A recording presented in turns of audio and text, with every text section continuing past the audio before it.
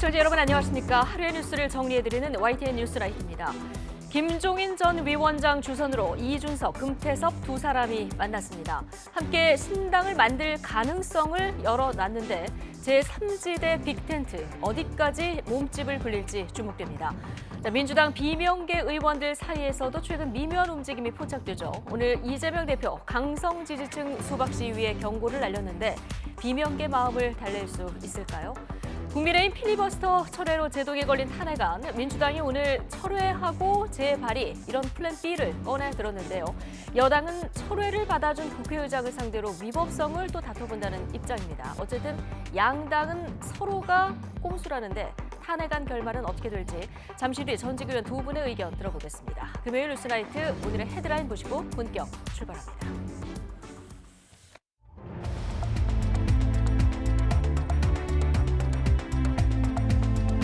11월 10일 금요일 뉴스나이트 주요 뉴스입니다. 민주당이 이동관 방통위원장 탄핵안을 하루 만에 자진 철회했습니다.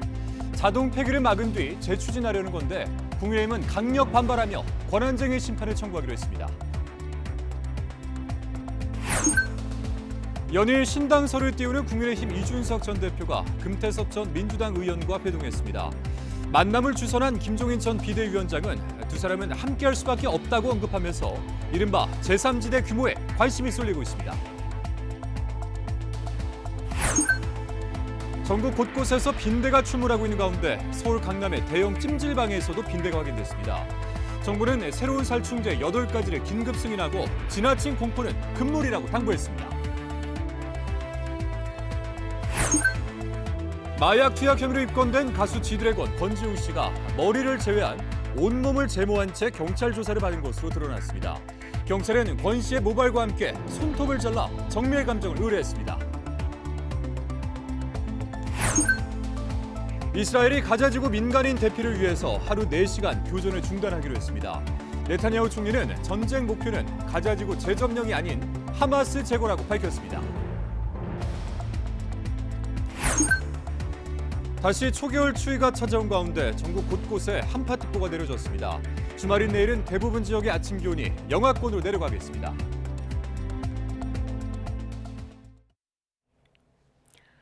어제 이동관 방송통신위원장과 검사 2명에 대한 탄핵소추안을 냈던 더불어민주당이 하루 만에 탄핵안을 자진 철회했습니다. 표결 시한을 넘겨 탄핵안이 자동 폐기되는 걸 막기 위해서인데 대신 이번 달 말에 탄핵안을 다시 내겠다며 재추진 의사를 거듭 확인했습니다. 김대겸 기자입니다. 국회 본회의에 탄핵안이 보고된 시점으로부터 만 24시간을 불과 몇 시간 앞두고 민주당이 탄핵안을 스스로 걷어들였습니다.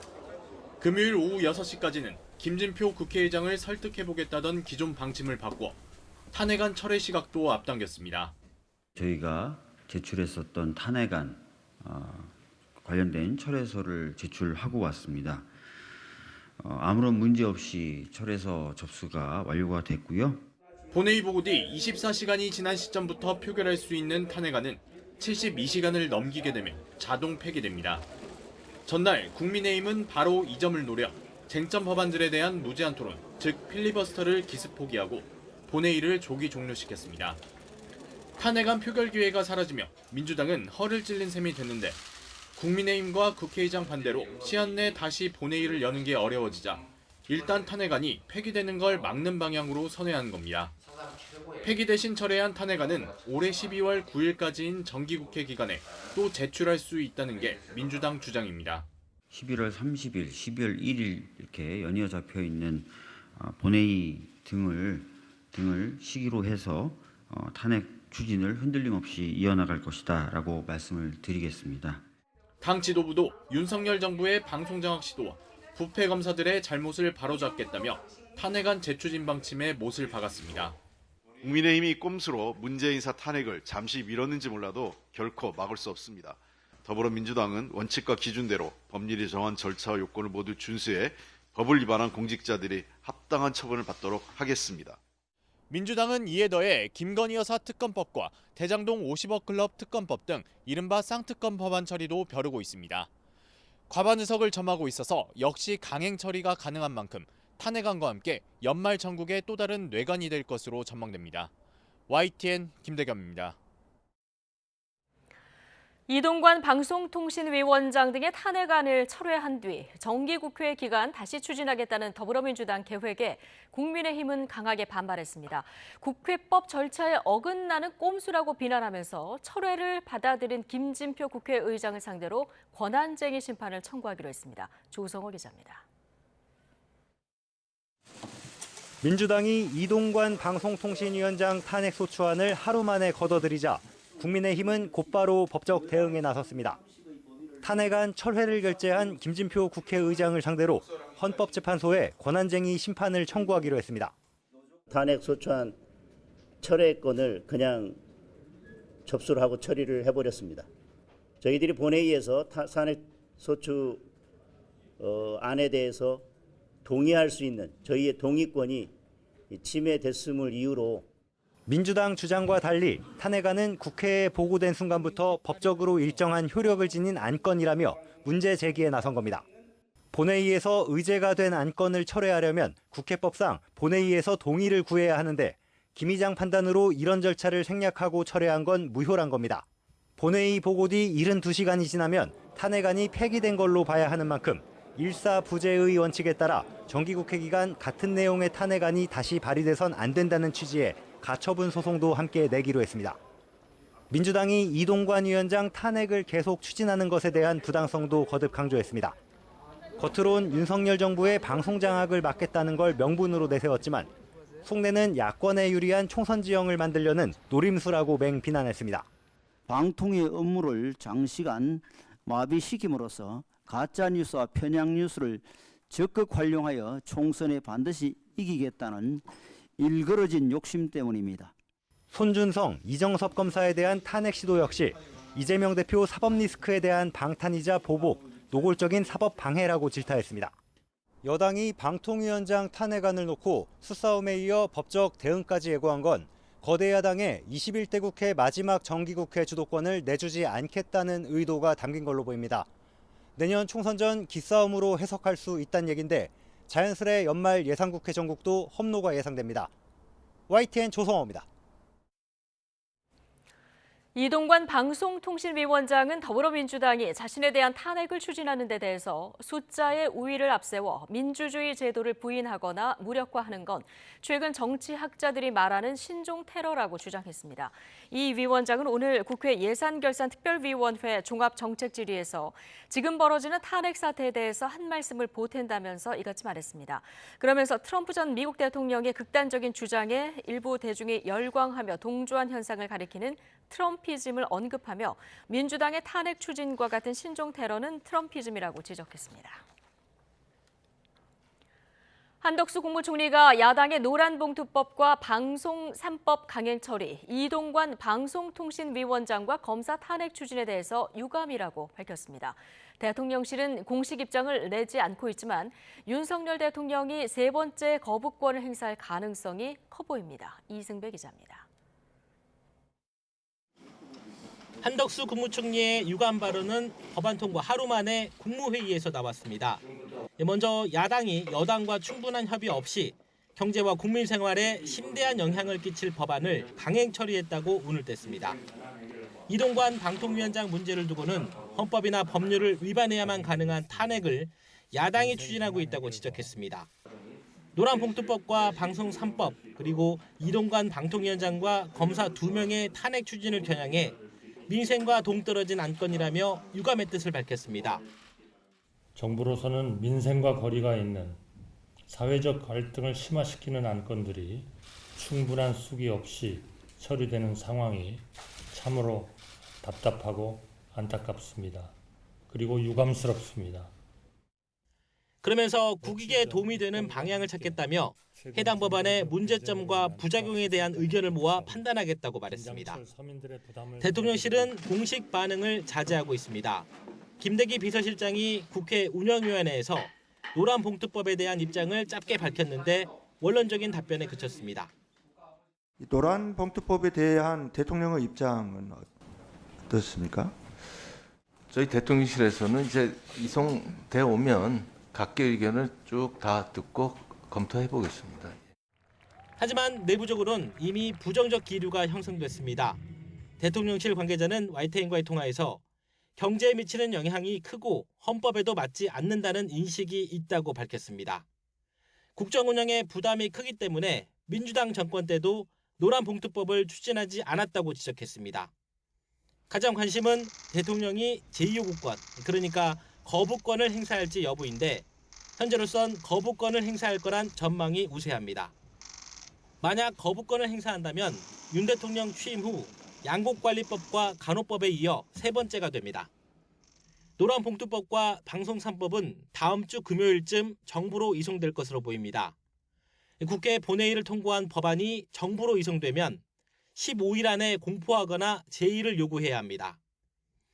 내각에서 해당 법안에 대해 제의 요구를 할지 검토한 뒤 국무회의 절차를 거쳐야 하는 만큼 11월 말쯤 윤 대통령의 최종 결정이 나올 것으로 보입니다. YTN 이승배입니다.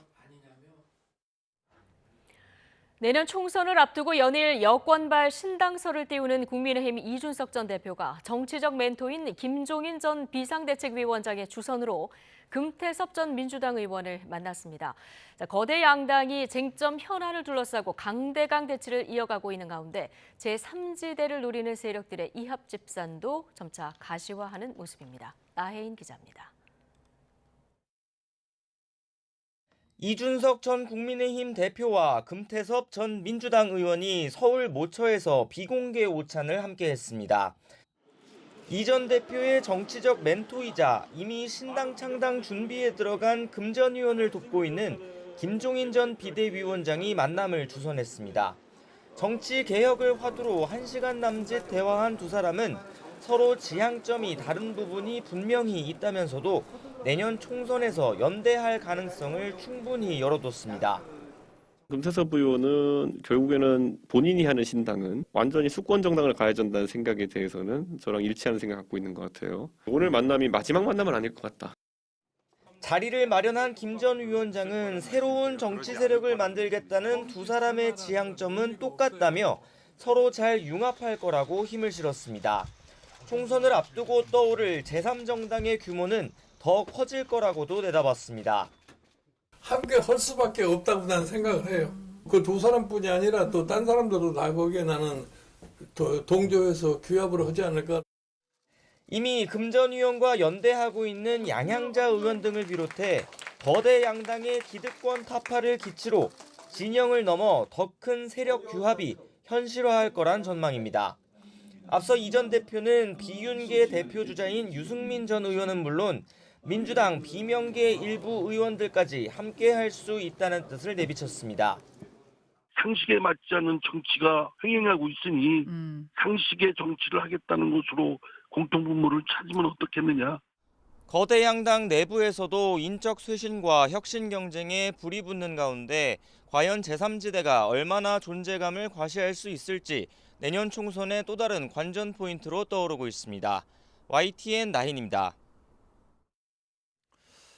네, 날씨가 잠시 포근해지나 싶더니 하루 만에 다시 매서운 초겨울 추위가 찾아왔습니다.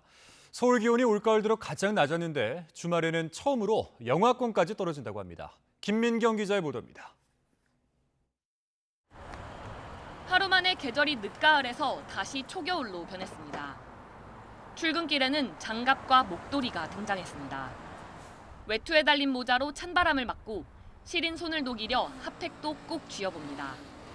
북쪽에서 찬 공기가 밀려오며 기온이 전날보다 뚝 떨어졌기 때문입니다.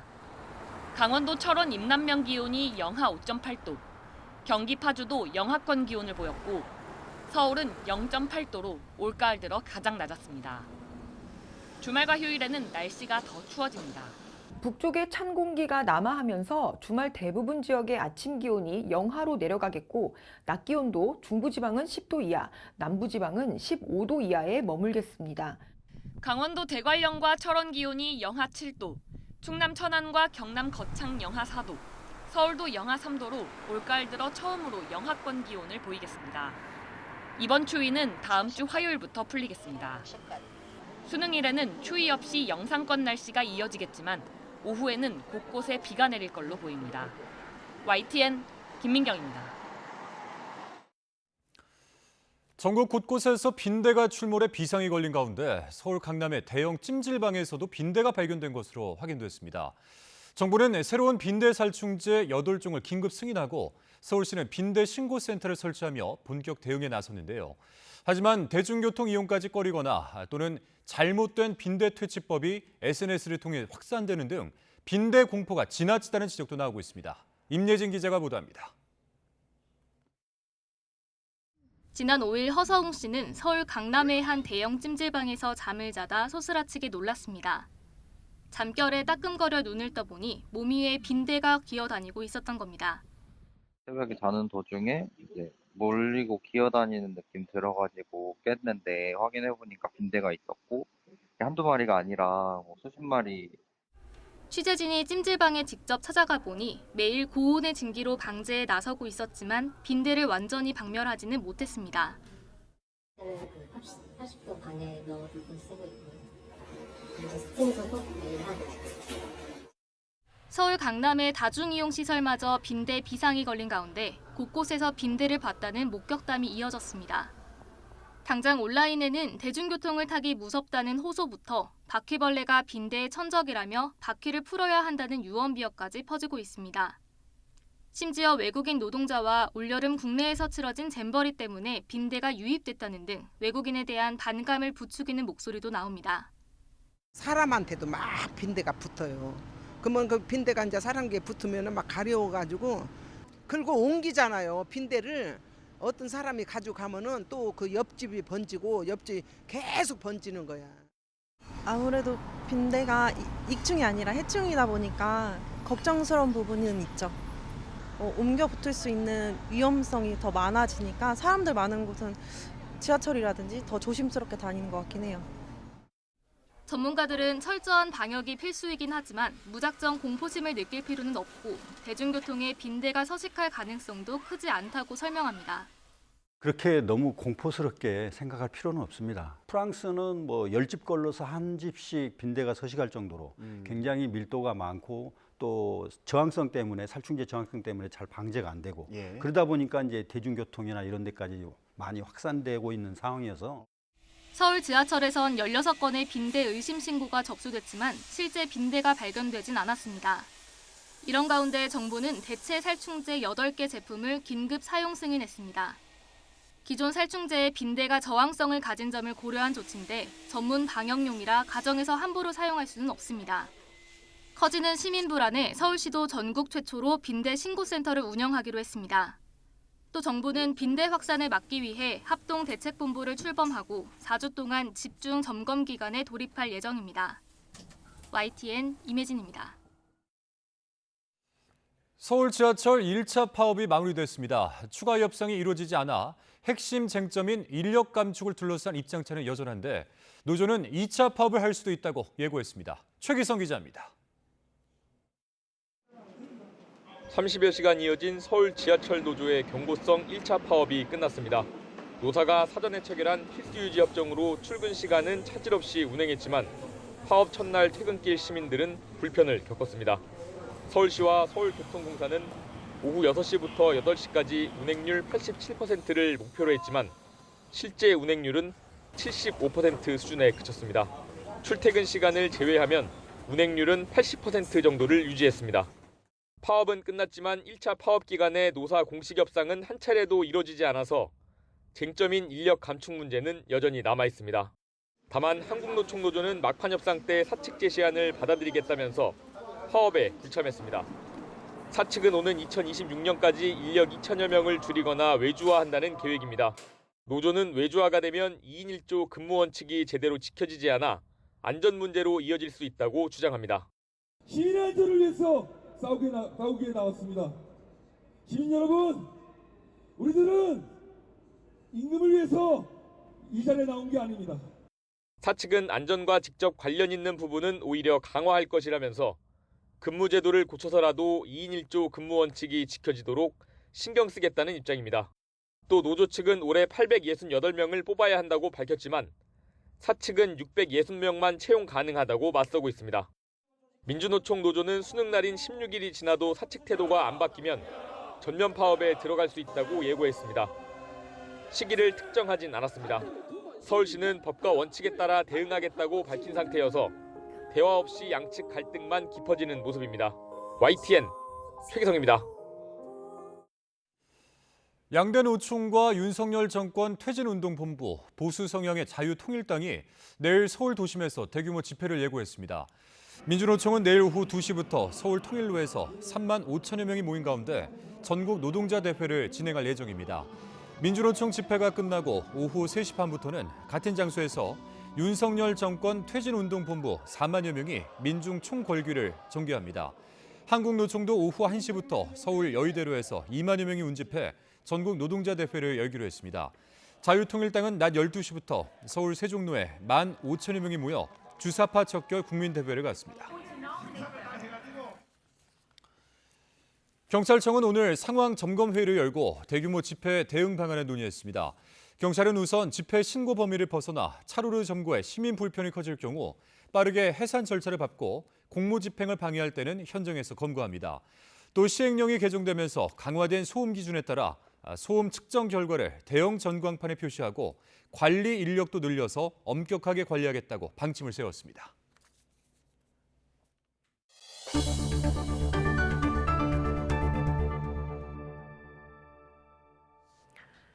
마약 투약 혐의를 받고 있는 가수 지드래곤 권지용 씨가 지난 6일 머리카락을 제외한 몸 대부분을 제모한 상태로 경찰 조사를 받은 것으로 드러났습니다. 경찰은 권 씨가 증거인멸을 시도한 게 아닌지 의심하고 있는데 권 씨 측은 평소 제모를 해왔다며 심각한 허위 사실이라고 반박했습니다. 김승환 기자입니다. 지난 6일 가수 지드래곤 권지용 씨가 조사를 자처하며 스스로 경찰에 출석했습니다. 당시 마약을 투약한 사실이 없다며 자신의 혐의를 인정하지 않았습니다. 마약 투약 혐의 인정하십니까?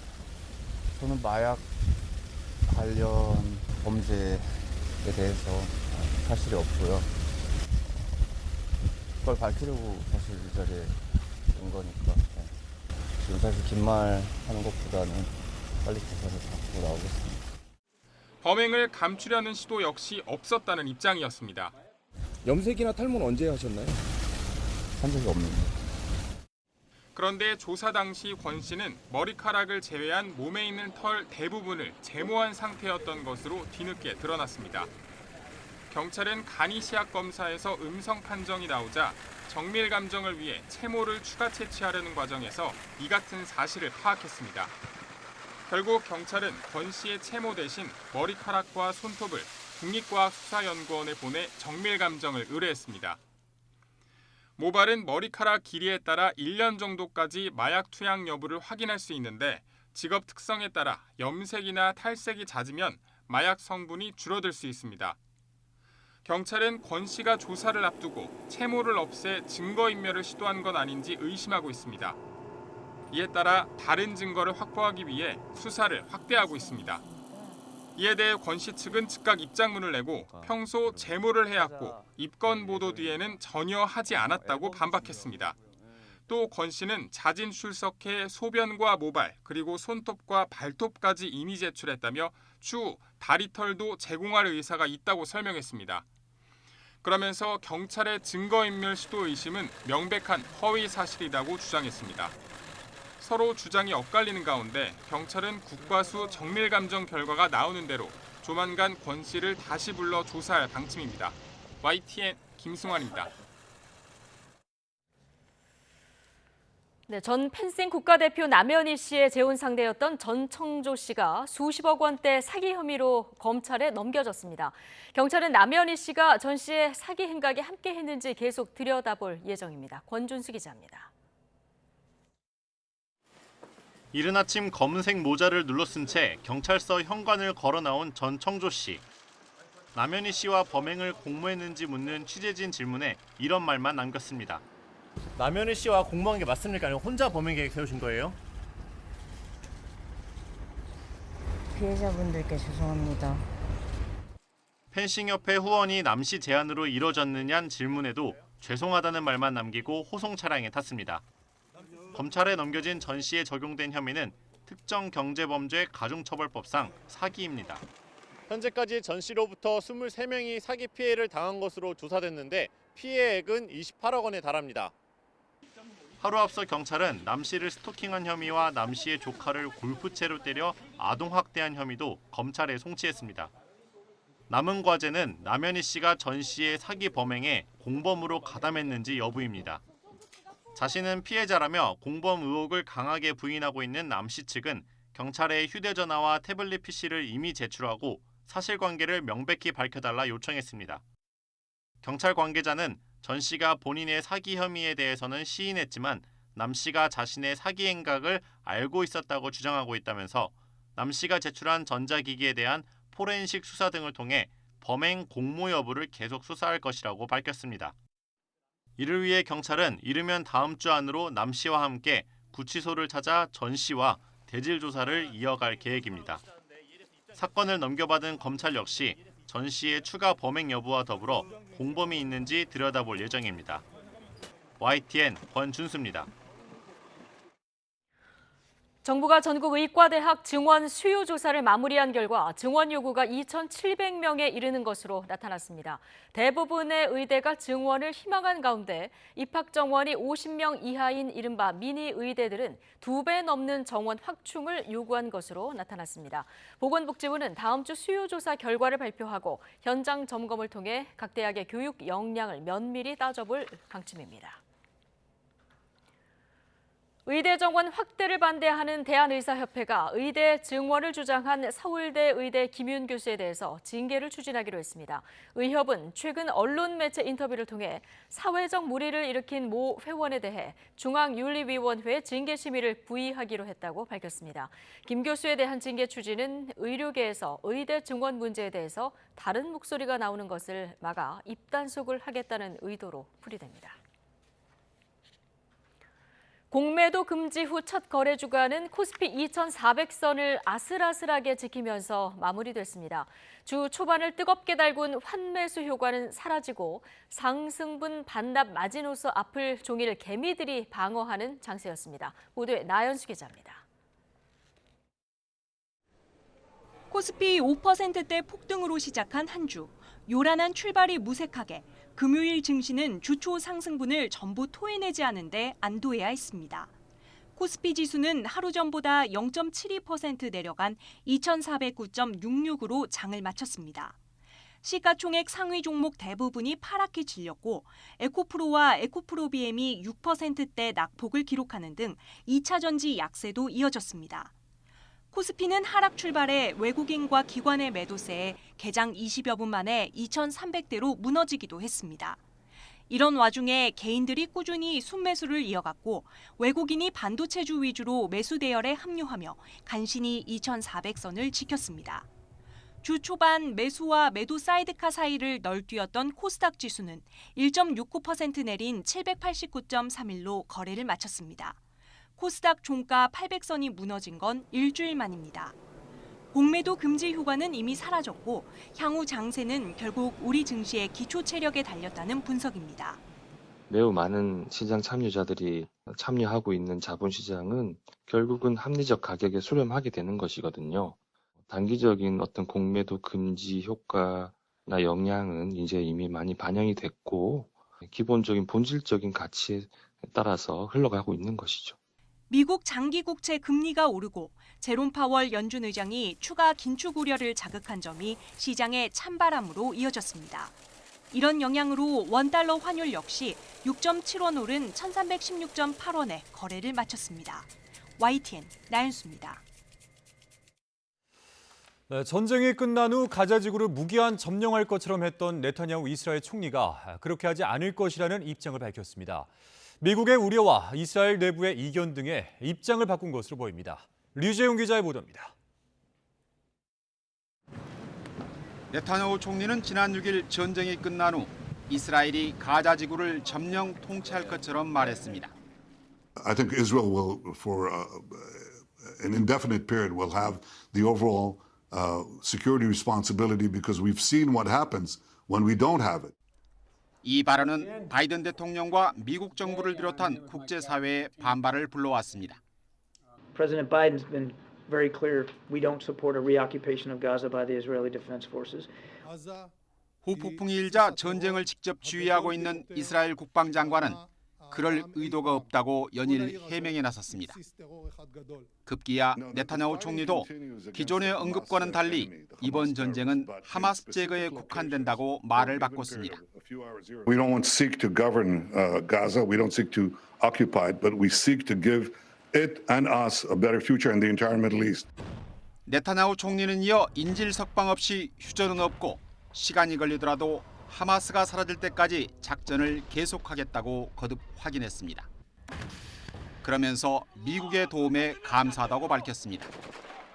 미국의 일시 교전 중지 제안도 무시하고 강경 노선으로 가던 네타냐후 총리가 제한적이나마 피난민을 위한 시간을 주고 전후 가자 지구 문제에 있어서도 말을 바꾼 것은 결국 중동 전쟁으로까지 번지는 것을 꺼리는 미국의 입장을 수용한 것으로 해석됩니다. YTN 유재웅입니다. 이스라엘군이 가자 지구에서 가장 큰 알시파 병원을 공습해 13명이 숨졌습니다. 알자지라 방송과 AFP 통신은 하마스 정부가 성명에서 이같이 발표했다고 전했습니다. 팔레스타인 매체에 올라온 알시파 병원 현장 영상에 따르면 이스라엘군은 가자 지구 피난민들이 묵고 있는 야외 공간에 공습을 가한 것으로 보입니다. 가자지구 최대 규모인 알시파 병원에는 최근 환자들은 물론 피난민들도 대거 몰려와서 10만 명이 상주하고 있는 것으로 전해졌습니다. 이스라엘군의 한 달여에 걸친 가자지구 집중 공습으로 주택의 절반가량이 파산되거나 손상됐다고 유엔이 밝혔습니다. 유엔 개발계획 아랍권 지부장은 언론 브리핑에서 가자지구가 직면한 어려움은 주택의 50%가 없어진 것으로 전쟁이 끝나도 인도적 위기가 장기간 이어져 재건에 어려움이 따를 것이라고 내다봤습니다. 유엔 개발 계획은 별도로 낸 보고서에서 이번 전쟁으로 팔레스타인 가자지구와 요르단강 서안의 경제가 최소 11년에서 16년 전 수준으로 후퇴할 것이라고 분석했습니다. 한미 외교수장이 촉구한 대북 역할론을 중국이 일축했습니다. 미국을 향해서는 자국이 해야 할 일이나라며 핀잔을 주기도 했습니다. 베이징에서 강정규 특파원입니다. 윤석열 정부 출범 이후 처음으로 서울에서 만난 한미 외교수장. 북핵 문제와 북러 무기 거래 등에 대한 중국의 책임 있는 역할을 촉구했습니다. 그러한 위험한 거래가 이루어지지 않도록 역할을 촉구할 수 있는 And we do look to China to use that influence to play a constructive role in pulling North Korea back from this irresponsible and dangerous behavior. 그러나 중국의 대답은 냉소적이었습니다. 북한과 러시아는 주권 국가이고 모두 중국의 좋은 이웃이라며 이렇게 말했습니다. 中方一直致力于维护半岛的和平稳定，希望美方做好自己该做的事。 공교롭게도 토니 블링컨 미 국무장관이 서울에 온 날 중국군 2인자는 모스크바로 갔습니다. 베이징 샹산 포럼 직후 일주일 만에 러시아 국방장관과 재회하고 푸틴 대통령과도 만났습니다. 지난달 1대1로 3차 포럼 계기로 성사된 중러 정상회담의 연장선입니다. Расширить зону своего влияния, причем Североатлантический альянс, как это ни странно, 任何困难都压不倒您和俄罗斯。中方对此表示钦佩。 반면 시진핑 주석의 방미 일정에 대해선 APEC 정상회의 개막을 하루 앞둔 시점인데도 즉답을 피했습니다. 베이징에서 YTN 강정규입니다. 일본 정부가 간토 대지진 당시 조선인 학살에 대해서 또다시 사실 확인이 어렵다는 입장을 반복했습니다. 한일 관계 개선 흐름이 이어지고 있지만 일본이 전향적인 역사인식을 갖기까지는 여전히 갈 길이 멀어 보입니다. 도쿄에서 김세호 특파원입니다. 일본 국회에서 간토 대지진 조선인 학살이 언급된 일본 정부 공식 문서에 대해 야당 의원의 질의가 이어졌습니다. 문서는 대지진 때 조선인 범행의 소문을 믿고 스스로 지키기 위해 조선인을 살해한 자에 대해 사면 절차를 밟는다는 내용입니다. 간토 대지진 발생 이듬해인 1924년 1월 21일자 문서인데 당시 일본 정부가 조선인 학살 사실을 인지하고 있었고 관련 조치를 취했음을 보여주고 있습니다. 殺害してしまった、殺傷してしまったということに関して、これはそのことの事実があったかないかを問うものではなく、もうそのことが前提になっている、これを閣議決定文書です。 하지만 답변에 나선 국가공안위원장은 문서의 존재는 인정하면서도 학살 사실은 부인했습니다. 事実関係について確定的なことを述べることは困難であると思っております。 일본 정부 대변인인 관방장관은 보전기관 만료 뒤 이관된 역사 공문이고 문서를 보관 중인 국립공문서관도 독립행정법인인 만큼 정부 내 문서인지를 판단하기 어렵다는 궁색한 답변을 내놨습니다. 国立文書館の所蔵する資料が政府内の文書に当たるのかについては、組織に関し独立行政法人まで含むのか、一概にお答えすることは困難であります。 지난 8월 말 기자회견 때 정부 차원에서 사실관계를 파악할 기록이 발견되지 않았다는 입장을 그대로 반복하고 있는 겁니다. 하지만 마스노 장관은 12년 전인 2011년 7월 국회 질의 때 간토 대지진 당시 조선인에 대한 살인 사건이 다수 발생했다고 말한 바 있습니다. 조선인 학살을 인정한 건데 모순적 태도라는 비판이 이어지고 있습니다. 간토 대지진 학살을 증명하는 공식 자료들에도 여전히 모르쇠로 일관하는 일본 정부. 한일 관계 훈풍 속에서도 일본 정부의 전향적인 역사관을 기대하기는 여전히 요원해 보입니다. 도쿄에서 YTN 김세호입니다. 요즘 도로는 물론이고 인도에서까지 전동 킥보드가 질주하는 것을 쉽게 볼 수 있는데요. 이 고라니처럼 갑자기 튀어나온다고 해서 킥난이라고 불리기도 하는데요. 이 킥보드 사고가 급증을 하자 법적 허용 속도를 낮춰야 한다는 지적이 따르고 있습니다. 이영원 기자입니다. 무서운 속도로 주차된 차량에 정면으로 부딪힙니다. 한 명만 타야 하는데도 두 명이 탔다가 차를 들이받는가 하면 심지어 4명이 같이 타고 도로를 질주하기도 합니다. 고라니처럼 갑자기 튀어나와 킥난이라고도 불리는 전동 킥보드 탓에 운전하기 무섭다는 말이 나올 정도입니다. 소리 없이 막 이렇게 막 오니까 그 체감하는 속도가 확실히 달라요. 이게. 위험하죠, 굉장히. 그러니까 사고 날 뻔한 적도 엄청 많고. 보행자도 위협을 느끼긴 마찬가지입니다. 법적으로 전동 킥보드 운행이 금지된 인도마저 무법천지로 변해버린 탓입니다. 걸어갈 때 뒤에서 이렇게 오시면 깜짝 놀라는 경우가 되게 많았었어요. 가끔 튀어나오다 보면은 깜짝 놀라고 더 위협적으로 느껴지는 게 있는 것 같아요. 제가 더 걱정될 정도로 위험하게 달리시는 분들이 많더라고요. 실제로 전동 킥보드 이용이 늘면서 관련 사고는 4년 만에 10배, 숨진 사람도 6배 넘게 늘었습니다. 이렇게 피해가 큰 건 바퀴가 작고 무게중심이 높아 충돌 충격이 크기 때문입니다. 최고 허용 속도인 시속 25km로 달리다 부딪혔을 때 충격은 자전거의 2배가 넘습니다. 바퀴 사이즈가 자전거보다 작고 10인치죠. 10인치로 이제 작고 서서 타다 보니까 무게 중심이 높은 관계로 뭔가 충돌을 했을 때 이 완충할 수 있는 완충할 수 있는 부분이 자전거보다 매우 적습니다. 이에 법을 개정해 최고 속도를 시속 20km로 낮춰 사고를 줄여야 한다고 강조했습니다. 이미 독일과 일본 등 선진국은 최대 속도를 시속 20km로 제한하고 있습니다. 우리나라에서도 대구시가 처음 킥보드 공유회사와 협의해 이번 달 말부터 시속 20km까지만 달릴 수 있도록 장치를 변경하기로 했습니다. YTN 이경훈입니다.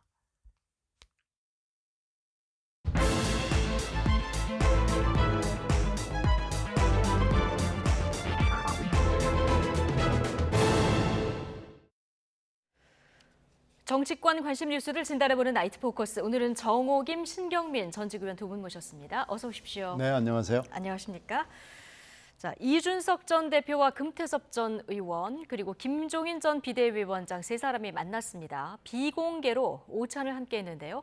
모임을 주선한 김 전 위원장 신당 창당 가능성에 힘을 실었습니다. 관련 발언 먼저 듣고 이야기 풀어가겠습니다.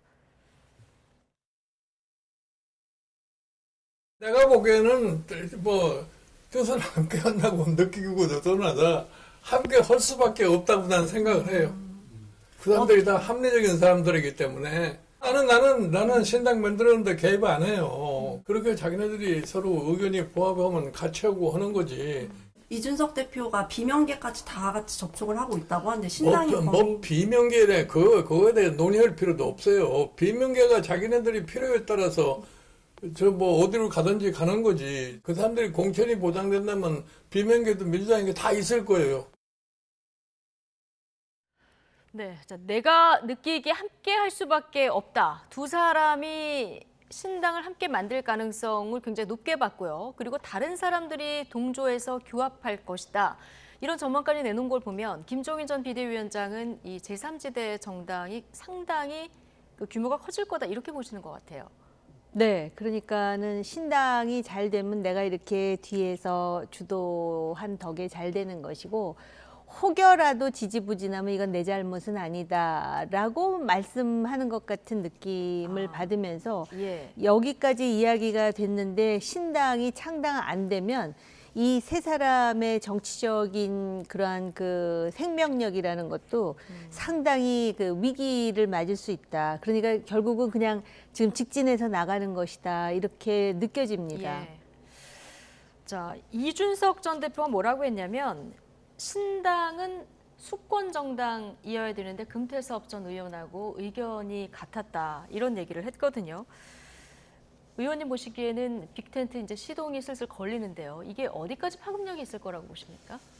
텐트 치는데 처음부터 예. 작게 치겠다고 하는 사람은 없죠. 네. 그러니까 빅 텐트냐, 스몰 텐트냐, 아니면 그 중간 사이즈, 미디움 텐트냐 하는 것은 미래의 일이기 때문에 우리가 뭐라고 얘기하기는 힘들지만요. 네. 하나 확실하게 얘기할 수 있는 것은 결과가 스몰 텐트로 간다고 하더라도 빅 텐트를 친다고 지금은 얘기할 수밖에 없는 상황입니다. 그런데 지금 현재 뭐 신당을 하겠다고 하는 분들이 굉장히 여러 분들이 있는데 민주당은 이제 현재는 신당 얘기를 하는 게 아니고 예. 비명, 반명 뭐 이런 거고요. 지금 민주당 쪽에 비명, 반명을 꾸준히 해왔던 사람 중에 서너 분은 이미 상당히 오래전부터 뭐 아주 오래된 건 물론 아닙니다만은 네. 올해 뭐 하여튼 얼마 전부터 공동 보조를 취하해서 같이 이 손을 잡고 가자, 스크럼을 짜고 가자 하는 분위기까지는 와 있어요. 비명계끼리요? 아니면 비명이죠. 비명. 예. 비명계 중에 몇 분이죠. 그 분. 숫자는 네. 현재는 매우 적습니다. 그러나 그 숫자가 공천 과정이 진행이 되면서 11월, 12월 중에는 얼마 정도까지 늘어날지 알 수 없는 상황에 지금 와 있죠. 그래서 지금 신당은 아니지만 하여튼 비명과 반명을 함께 하는 분들이 일정 부분 세력이 있는데요. 이제 문제는 지금 이준석, 금태섭으로 오늘이 이제 상징이 되는 이 신당하고 그 비명 쪽, 반명 쪽에 그하고 그림이 과연 맞냐. 이분들이 서로 이렇게 같이 쓸 수 있는 공동의 부지가 있느냐, 네. 공통 분모가 있느냐 이런 거에 대해서는 매우 회의적이고 예. 김종인 전 위원장도 지금 그 말씀을 하시는 거예요. 비명계 선을 딱 걷어요. 비명계 열심히 하라고 하세요. 근데 지금 현재는 우리하고는 뭐 별로 공통 분모는 없는 것으로 보입니다라는 얘기를 뒷부분에 하는데 저는 앞부분은 매우 당연한 말씀을 하시는 거고요. 예. 뒷부분은 지금 그런 맥락으로 말씀을 하시는 거기 때문에요.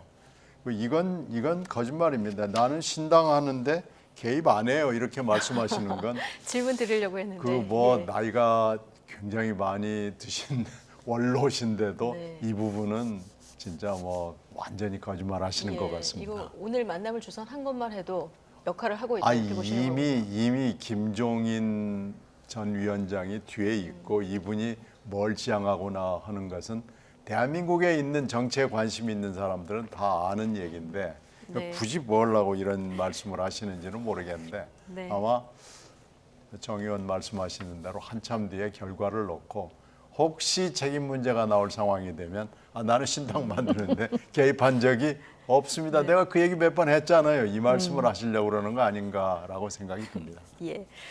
자, 이준석 신당이 만들어진다면 이 파괴력이 얼마나 될 것이냐, 여기에 대해서는 정치권 내 의견이 좀 엇갈리는데요. 자, 이재인 대표 본인 생각은 어떤지도 궁금하죠. 영남권에서 경우에 따라 30석도 가능하다, 이런 입장을 오늘 밝혔습니다. 듣고 오시겠습니다. 지지율 따라 가지고 뭐 이렇게 갈리는 건 수도권 느낌이고, 진짜 영남과 호남은 올 오어 나싱이 될 것이다. 대구와 경북이 각각 12개, 13개에서 25개 의석이 있고요. 그 다음에 이제 그 경남하고 울산 이렇게 해가지고 부산까지 해서 한 30몇 개 있는데, 저는 바람에 따라 가지고는 그 안에서 절반 이상 승분할 수 있다고 봅니다. 신당의 목표는 최소 30석. 적어도 영남에서만. 대구는 누군가 꽂힐 겁니다. 검사 공천이든지 아니면 뭐 용산이든지. 용산 행정공천이 꽂힐 겁니다. 근데 그런 사람 중에서 의미 있는, 예를 들어서 심판의 대상이 있으면 붙는 거고요. 영남과 호남은 all or nothing. 그러니까 총선 앞두고 지금 뭐 신당을 만들어서 바람이 불면 이건 영남이 약 60여 개의 지역구가 있는데 이 중에서 절반 승리도 경우에 따라서 가능할 수 있다, 이런 전망이거든요. 네. 물론 이제 국민의힘 지도부는 영석에 그칠 거다, 뭐 이런 비판적인 전망까지 내놨는데요. 비관적인 전망까지 내놨는데 어떻게 보십니까? 젊은 정치인답게 굉장히 말이 화려하고 자신만만하고, 그리고 또 이준석 신당에 대해서, 정치에 대해서 관심 있는 사람들은 지금 굉장히 주목하고 있는 것도 사실이에요. 네. 그런데다가 김종인 위원장이 본인은 개입하지 않는다 그래도 뒤에 서 있는 것 자체만으로도 상당한 그 힘이 되고 있어요. 왜냐하면은 김종인이라는 정치인이 주는 이미지는 비대위원장을 해가지고 선거에 승리를 유도했던 주역이다라는 이미지 메이킹이 이미 되어 있단 그렇죠. 말입니다. 진보와 보수를 그렇습니다. 다 그리고 넘나들면서. 이준석 전 대표만 하더라도 대선과 지방선거에서 승리했다라는 자기 기록을 지금 가지고 있거든요. 그럼에도 불구하고요, 우리나라의 그 유권자분들이 새로운 것에 대해서 굉장히 주의하는, 다시 말씀드리면은 쉽게 다가가서 이렇게 애정을 주는데 인색한 편이에요. 네. 상당히 재보고 지켜보고 하면서 결국은 이제 판단을 하시거든요. 그렇기 때문에 이준석 전 대표의 공언대로 25석까지 나올지는 네. 장담하기 어렵습니다. 단지 이제 지금부터 뭐 12월 말에는 가부간의 결단을 내린다 그러는데, 그때까지 과연 이 신당에 대한 관심도, 그리고 여론조사를 했을 때 어떻게 올라가느냐, 이게 참 묘한 것이, 지금은 이준석 혼자 서 있는 것 같아도 자꾸 지지율이 올라가잖아요. 만약에 그러면 뭐 심지어는 비명도 붙을 거라고 저는 생각해요. 그런데 만약에 이 지지율이 답보 상태라든지 별로 올라가는 기색이 안 보이면은요, 누구나 쉽게 신당에 조인하겠다라고 안 그럴 거예요. 예. 그런데다가 이제 그 지금 국민의힘, 특히 그 혁신위를 중심으로 해서 얼마만큼 대중들에게 깊은 인상을 주는 개혁을 할 것인가, 이런 몇 가지 변수들이 있어요. 사실 이게 아무도 가보지 않은 길이에요. 아직 대선 후보는 아니잖아요. 이준석이나 금태섭이나. 그렇다고 해서 지금 김종인 위원장이 별의 순간을 아직 논하진 않았습니다. 네. 그렇기 때문에 지금 이준석 전 대표로서는 아주 자신만만하고 화려하게 나는 이럴 자신이 있어요, 대구에 가서 뛰겠습니다. 그런데 제가 지금 언뜻 듣기에도 본인 말에도 일관성이 없어요. 얼마 전까지만 해도 난 노원병이에요 그러지 않았었나요? 네. 그러다 이제 지금은 대구, 또 호남 가서도 또 이제 뭐 얘기를 했다 그러는데, 12월 말까지 추이가 어떻게 되는지, 결국은 이걸 결정하는 변수는 유권자들에게 있다라고 생각해요. 유권자들에게 네. 있다. 자, 김두관 의원은요, 중도층이 만약에 움직이면 40~50석도 가능할 거다, 이런 전망도 내놨는데, 제가 지난 화요일에도 비슷한 질문 드렸던 것 같은데, 중도층이 만약에 빠져나가면 여야 어느 쪽의 손해인지, 여기에 대해서 의견이 굉장히 분분하더라고요. 둘 다 손해죠. 둘 다 손해다. 둘 다, 이건 뭐 분명한 건 둘 다 손해인데, 그럼 왜 민주당이 손해냐 하는 거죠. 그러니까 민주당이 손해인 이유는 일단 양당 정치에 대한 어떤 실증 내지는 이건 좀 문제가 있는 거 아니냐라는 사람들이 점점 늘어나는 것도 있지만은, 지금 이재명 대표에 대한 불신이 굉장히 큽니다. 뭐 이재명 대표 본인이나 지금 친명 쪽은 뭐 이런 얘기하면은 펄쩍 뛰고 뭐 네가 친명이 아니니까 그런 거 아니냐라고 할지 모르지만 일반인들이 이재명 대표한테 느끼는 것은 영장 기각 이후에도 뭐 변함이 별로 없어요. 그건 뭐 분명히 존재합니다. 그렇기 때문에 여론조사를 해보면 여러 개의 여론조사가 지금까지 나왔는데 일관되는 흐름은 신당이 뜨면 일단 국힘도 힘들지만 민주당도 힘들다. 오히려 민주당이 더 타격을 받을 수 있다라는 여론조사가 굉장히 많이 나오는 이유는 그겁니다. 그런데 지금 뭐 김두관 의원은 중도층이 나오면 40~50석도 가능하다는 얘기를 하고 또 뭐 지금 이준석 본인은 60석 중에 영남권에서 뭐 반 정도 뭐 이런 정도 얘기하고 그러는데 이거 전부 다 거짓말입니다. 이거 전부 다 지금 모르고요. 지금 변수가 너무 많아요. 지금 인요한 혁신위원장이 얘기하는 영남 물갈이론, 그러니까 낙동강 이남은 일단 뭐 어떻게 손을 봐야 된다는 얘기도 아직 실체가 드러나 있지 않고요. 지금 현재 혁신안 내놓은 것도 아무 메아리가 없잖아요. 현재까지도 메아리가 없잖아요. 그러면 이 메아리가 당분간 안 나온다는 얘기고 아마 질과 양에서 봤을 때 이 낙동강 이남 부분 뭐 다선 뭐 중진 어쩌고 저쩌고 하는 얘기는 메아리가 인요한 위원장과 그 인요한 위원장을 지지해주는 힘 있는 사람들이 기대하는 것보다는 훨씬 미미하게 나올 겁니다. 아, 그렇군요. 아마 김기현 대표 정도나 화답을 할 가능성이 높기 때문에 이 영남 물갈이가 어떻게 될 것인지, 그리고 물갈이가 이제 이렇게 안 되면은 결국은 갈아치우기로 할 텐데 이때 누가 공천이 되느냐에 달려 있고요. 지지율 문제 분명히 있고 그래서 지금 하는 예측들은 사실은 그냥 언론력이고 구름잡이다 이렇게 생각합니다. 변수가 너무 많기 때문에 예측을 하는 것 자체가 좀 무의미하다 이런 말씀을 해주셨는데요. 그렇긴 한데요. 국민의힘에서 그 물갈이가 잘 안 되잖아요. 그러면은 신당을 향한 지지율은 올라갈 수는 있죠. 그리고 지금 뭐 40석, 50석, 60석 얘기를 하는데 만약에 신당이 차려져 가지고 총선에 10석 이상만 받아도 제가 볼 때는 캐스팅 보터 역할을 할 수도 있어요. 정의당이 가지고 있는 위상보다는 좀 커지는 그런 정당의 규모로 캐스팅 보터 역할은 충분히 할 수 있다. 저는 그렇게 봅니다. 이준석 전 대표가 최근에 대구 출마 가능성 계속 얘기를 하고 있는데 오늘은 조금 더 구체적으로 검사 출신이나 아니면 용산 행정관 이런 분들 뭐 심판의 대상이 되는 사람들이 오면 내가 거기에 나갈 거다. 이렇게 얘기를 했는데 만약에 이렇게 붙게 되면 경쟁력은 어떻게 보십니까? 있을 거라고 봐요. 왜냐하면은 사실은 지금 세상이 다 아는 얘기일 수도 있는데 사실 그 윤핵관에 대해서 대중들의 부정적인 시각이 굉장히 많았습니다. 그런데 혁신위가 뜨면서 인요한 위원장이 소위 그 대통령과 친한 영남의 중진하고 딱 집어가지고 자기가 열심히 전화 돌리고 있다고 얘기하잖아요. 그러면서 또 일각에서는 전화 열심히 돌리는데 받는 사람은 별로 없다. 뭐 별 얘기가 다 나오는데 이미 이름들이 전부 나오지 않았습니까?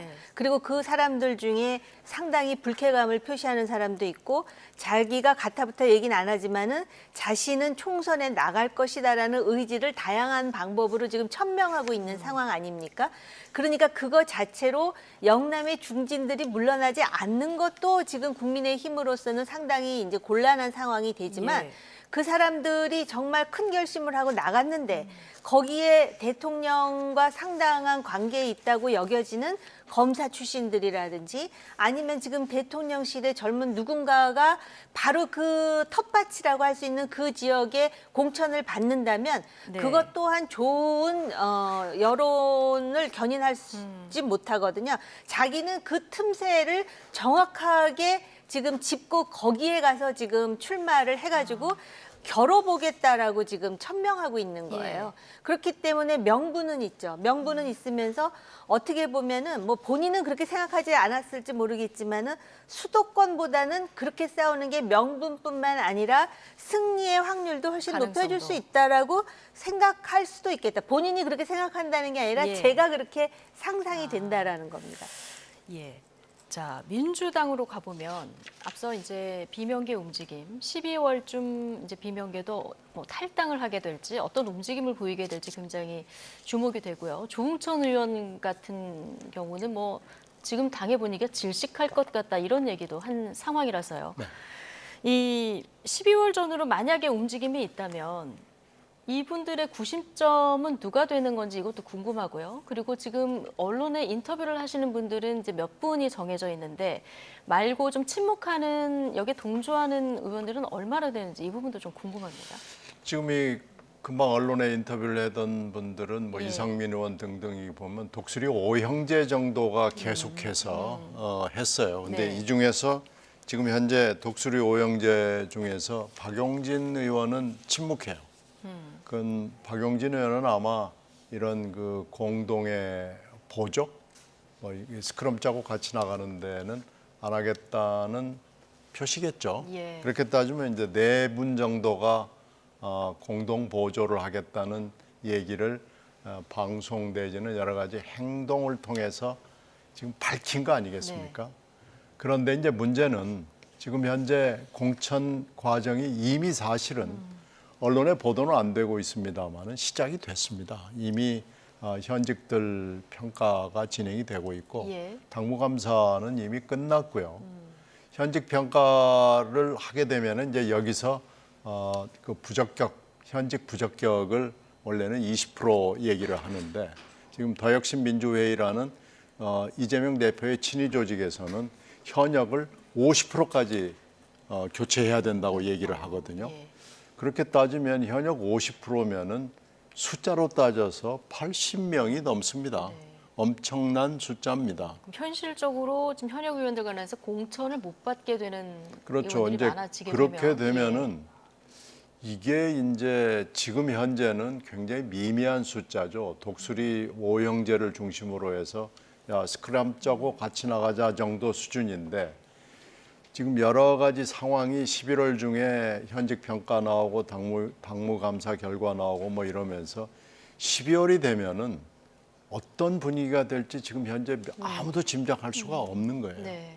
그래서 지금 현재는 뭐 약간 잔잔한 물결이라고 그럴까요? 뭐 그런 좀 손을 집어넣었을 때 손을 간지럽히는 물결 수준인데 이게 12월이 되면 갑자기 어떻게 변할지 아무도 짐작하기가 어렵습니다. 예. 자, 당 분위기가 이런데요. 오늘 이재명 대표가 SNS에 자, 김종민 의원 지역구 그 사무실 앞에서 수박 시위하는 강성 지지층 사진을 딱 올리고 되게 구체적으로 자, 경고 메시지를 올렸습니다. 이런 과한 행동이 민주당에 무슨 도움이 되겠냐. 저렇게 사진까지 올리면서 메시지를 낸 건 처음이거든요. 글쎄요, 뭐 메시지를 냈다 그러고 경고를 한다 그러지만은 저 개인적으로는 그 진정성에 대해서 별로 무게를 두지 않는 것이 이런 일이 지금 그 비명계 의원들한테 한두 번 있었던 게 아니지 않습니까? 네. 그리고 또 직접적으로 이런 문제에 대해서 공개적으로 문제 제기를 했던 이원욱 의원 같은 사람도 있었고요. 근데 요번에 이렇게 하는 거는 나름대로 제스처겠죠. 비명계 의원들에 대해서 나름대로 손짓을 하는 건데 그렇다 그래서 김종민 당신은 공천 주겠어 하는 뜻은 아닌 거고요. 사실 제가 이렇게 말씀드리는 것도 어폐가 있어요. 당대표가 공천 주는 거 아니거든요. 다 나름대로 그 공천 체제라는 게 있는데 왜 이렇게 얘기를 하느냐. 말들은 안 하지만 결국은 민주당 그리고 국민의힘에서 공천의 주도권을 가진 사람이 누구라는 거를 공공연하게 다 알고 있다라는 얘기 아닙니까?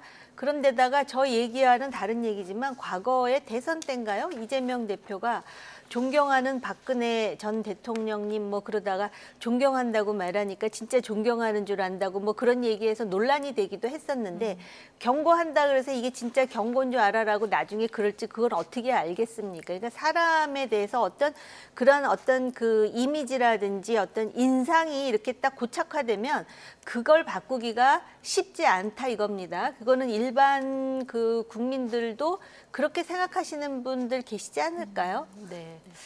자, 이 오늘 SNS에 올린 글과 관련한 평가를 해주셨고요. 글쎄 진즉에 사실은 했어야 되고 이렇게 SNS에 올릴 게 아니고요. 예. 당대표는 엄청난 권한이 있습니다. 이렇게 SNS에 올릴 시간에 사실은 이거 조사해서 책임자 이거 문책해 그리고 뭐 제명시켜 이 진짜 책임자들은 이건 말도 안 되는 일이야 제명시켜라고 하면 되고요. 조금 더 강한 아 어떤 액션을 그러면 취해야 그리고 된다. 지금 이게 네. 김종민 의원 지역구가 이게 처음이 아니잖아요. 이원욱 의원 지역구에는 다들 기억하실 텐데 얼마 전에 총알 한 방이 있다면 여기 와서 쓰고 싶다는 문구까지 들어가 있었어요. 이건 뭐 훨씬 더 강렬한 건데 그때는 아무 얘기도 안 했잖아요.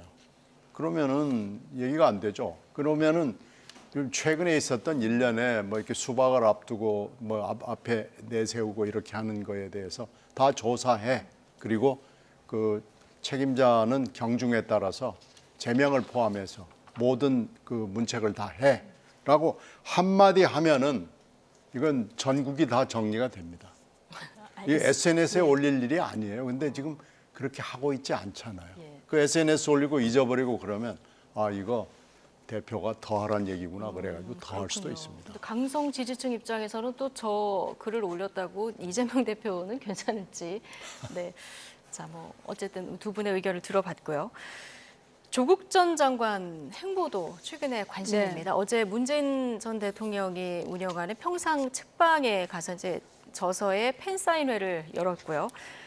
자, 보시면 아시겠지만 의상부터 뭐 신발까지 올블루 이것도 눈길을 끌었습니다. 오늘은 SNS에 조금 더 구체적인 메시지를 냈는데요. 정권 교체가 내 명예 회복이다. 네, 총선에는 출마할 것 같은데 뭐 출마하게 되면 여러 가지 뭐 시나리오가 있지 않겠습니까? 어떤 방법으로 국회에 입성하는 이런 시나리오를 생각하고 있을까요?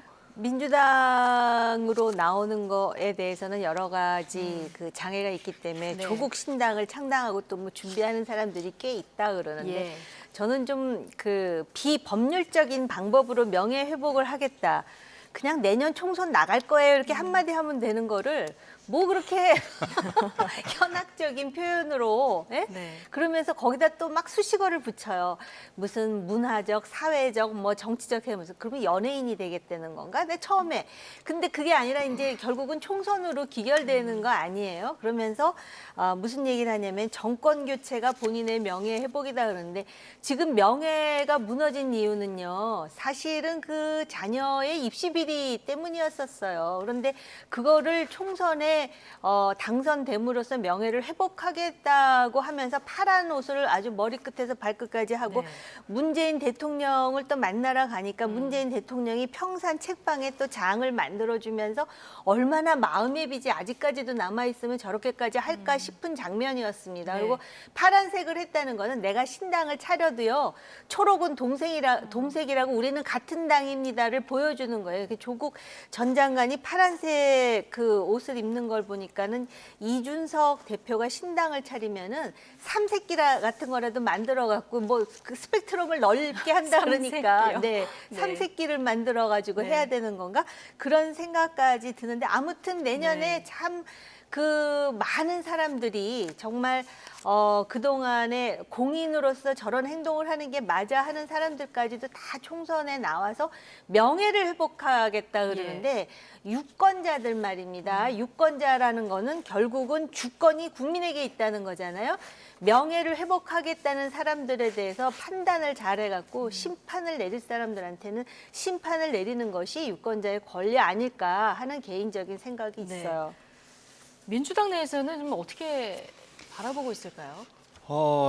공천을 주기는 매우 어렵다는 것이 민주당 내부의 그 지도부를 포함해서 뭐 의원들, 당원들의 생각이 그 부분은 일치하는 것으로 보여요. 그리고 지도부들도 방송의 기회나 언론으로부터 질문을 받을 때 공천 얘기를 하는 분은 저는 지금까지 들어본 적이 없습니다. 그러니까 공천에 대해서는 매우 부담스러워하는 것이고 저는 공천하기는 매우 어렵다고 봅니다. 그래서 그런 일이 실제로 벌어질 것 같지는 않아요. 근데 지금 조국 전 장관에 관련해서는 지역구를 여기저기 간보고 이 쇼핑을 하고 댕기고 있다는 얘기는 참 많이 들립니다. 그런데 지금 급기야는 호남까지 갔어요. 그래서 호남의 출마의 가능성이 있지 않느냐라는 얘기가 최근에 이제 돌아다니고 있습니다. 네, 호남 쪽으로. 예. 호남도 이제 광주 지역인 것으로 지금 보여요. 그래서 저는 뭐 아마 지금 이 전국을 돌면서 이 지역구 쇼핑을 하고 있는 거 아닌가라고 생각이 되고 호남으로 갈 가능성도 현재로서는 있어 보입니다. 네. 근데 이제 당의 공천을 주지 않으면 그럼 어떻게 하느냐? 그건 또 그 정당의 오래된 꼼수가 있어요. 그래서 당선되게 하기 위해서 할 수 있는 방법이 꽤 있습니다. 그래서 아마 출마를 뭐. 예. 글쎄요, 출마를 하면 어딘가 지역구를 결정을 해서 출마를 하면 후보를 안 내거나 좀 경쟁력 없는 후보를 내거나 뭐 이런 방법으로 하는 당선될 수 있는 예. 가능성도 저는 꽤 있다고 보고요. 예. 그건 조금 더 지켜보면 결론이 날 겁니다. 알겠습니다. 자, 총선 앞두고 거대 양당의 혁신 경쟁도 지켜볼 대목인데요. 국민의힘 혁신위가 띄운 불출마 또는 수도권 험지 출마 요구 아직 당사자들 별 반응이 없는 상황인데 오늘 인유한 혁신위원장이 거듭 거취 압박에 나섰습니다. 발언 듣고 오시겠습니다. 출마 관해서 의원들이 별다른 반응이 기다려야죠. 그거는 지금 국회 일 처리하는 것도 많고 그래서 좀 기다려야 돼요. 해온 것도 좀 조여야 되지 않겠어요? 조금 더 요구를 조금 더 세게 해야 되지 않겠어요? 혁신위에서 내놓는 안건 혹은 권고사항들을 당 지도부가 잘 수용하고 있다고 보십니까? 시간이 좀 필요합니다. 시간이. 그 시간이 필요한 이유가 뭘까요? 나는 성질이 굉장히 급한 사람이에요. 또 다혈질이고 그러나 뭐 민주당에서도 좀 혁신을 하는 거 보니까 참 기분이 좋습니다. 자, 시간이 좀 필요하다면서도 나는 성질이 매우 급한 사람이다 이 얘기도 했고요. 요구를 조금 더 세게 해야 되지 않겠냐 이 얘기도 했거든요. 자, 인 위원장 요구를 더 세게 하면 결국에는 받아들이는 사람들이 나올지 통할지 어떻게 전망하십니까? 요구를 세게 해서 받아들일 사람 같았으면 지금 벌써 받아들이지 않았겠습니까? 지금 우리가 그 생각하는 그 사람들, 지금 이제 요구를 받은 사람들, 소위 그 윤핵관 시즌 1에 속하는 그 사람들 입장에서도 굉장히 불만이 많을 거라는 생각이 들어요. 그동안에 많은 대중들로부터 지탄을 받았는데 결국은 이렇게 쓰이다가 이렇게 버려지는 거야? 라는 생각도 들 것이고 또 국회의원들에게 자기 지역구를 포기하라고 하는 거는 거의 그 사형 선고나 같다라고 느낄지도 모르겠습니다. 그리고 그동안에 또 열심히 공을 들여서 또 그 지역구 관리를 해왔을 텐데 그렇기 때문에 방법은 저는 한 가지 있다고 봐요. 인요한 혁신위원장이에요. 그 대통령에 대해서는 이래라 저래라 하지 않겠다고 선을 그었잖아요. 근데 오히려 진솔한 마음으로 그동안 이런 부분에 문제가 있었으니 이 당의 혁신을 위해서 대통령도 이런 부분을 좀 바뀌었으면 좋겠습니다라고 하면서 한다면은 효과를 좀 볼 수 있지 않을까. 솔직히 체리따봉을 권성동 의원이 보낸 건 아니지 않습니까? 그리고 강서구 그 보궐선거의 공천도 지금 말이 많잖아요. 김기현 대표는 아예 노골적으로 나는 안 하려고 그랬다라고 얘기하지 않습니까? 그렇기 때문에 그리고 그거를 지금 국민들이 다 알고 있는 마당에 본인이 선을 그으면은 다혈질 아니라 뭐래도 그 사람들이 말 안 듣겠다고 마음 먹으면 혁신이 끝날 때까지 안 들으면 그 다음에 어떻게 할 거예요? 예. 용산에 대해서도 거침없는 어떤 조언이 나와야 된다. 그게 오히려 대통령을 위해서도 필요해요. 예. 자, 어쨌든 여당의 총선, 대통령 지지율하고도 뭐 직결되는 건데요. 오늘 나온 갤럽 여론조사를 보시면 자, 윤석열 대통령 직무 수행에 대한 긍정평가 이번 주에는 36%입니다. 지금 보시면 3주 연속 오름세를 보이고 있는데요. 자, 최근에 뭐 이렇게 오르는 이유는 어떻게 보십니까? 그래서 좀 뭐 인 위원장도 그렇고 대통령도 그렇고 동분서주하잖아요. 네, 움직임이 많다. 남북으로 왔다 갔다 있다. 하고 뭐 이러면은 지지율은 확실히 조금이라도 움직이니까요. 이런 움직임에 지금 여론이 부응하는 거라고 봅니다. 예, 정당 지지율도 같이 이어서 좀 보여주실까요? 자, 정당 지지율은 국민의힘이 이번 주에 37%, 민주당이 34%. 자, 국민의힘이 지난주보다 3%포인트 올랐습니다. 자, 자, 이뉴한 위원장, 아까 동분서주 굉장히 바쁘게 움직인다 얘기를 하셨고 오늘 민주당 소속 강기정 광주시장도 만나고요. 14일에는 제주 4.3 희생자 추모 일정도 잡혀 있더라고요. 굉장히 지금 바삐 움직이는데 국민의힘 정당 지지율 오르는 부분에 인유한 효과가 좀 있다고 보십니까? 네. 예. 근데 이제 그게 2%, 3% 이렇게 올라가는 거는 인요한 효과인 것 같습니다. 네. 근데 이게 이제 이렇게 굉장히 수직 상승을 해가지고 예. 총선에도 상당히 긍정적인 효과를 줄 정도의 어떤 가시적인 수치가 나오려면 본인이 요구했던 그런 왜 개혁의 방향 있잖아요. 네. 그 방향이 좀 더 확대돼야 되는 것 아닌가 그런 생각을 합니다. 알겠습니다. 지금 뭐 양당 지지율은 뭐 오차 범위 내에서 움직이고 있는데 누가 더 혁신을 거세게 빨리 하느냐에 따라서 이 지지율이 좀 격차를 벌릴 수 있지 않을까 생각을 해보고요. 자, 이 얘기로 좀 넘어가겠습니다. 국민의힘이 어제 필리버스터 철회로 민주당이 추진하는 이동관 탄핵안 제동을 걸었는데 오늘 민주당이 플랜 B를 들고 나왔어요. 이걸 철회를 하고 그리고 이제 다시 보고해서 일을 처리하겠다 이런 입장인 거죠?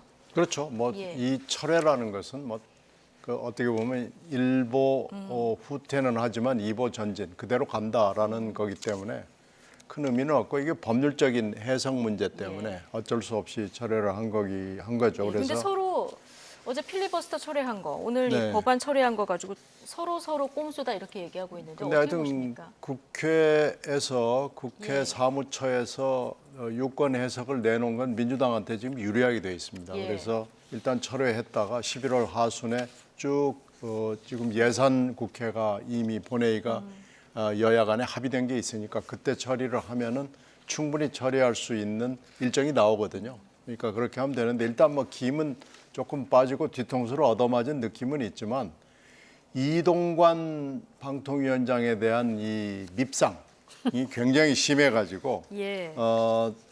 민주당이 이동관 탄핵안을 하는 데 대해서는 별로 그렇게 저항감은 없고 내부에도 문제점 지적은 별로 없어 보입니다.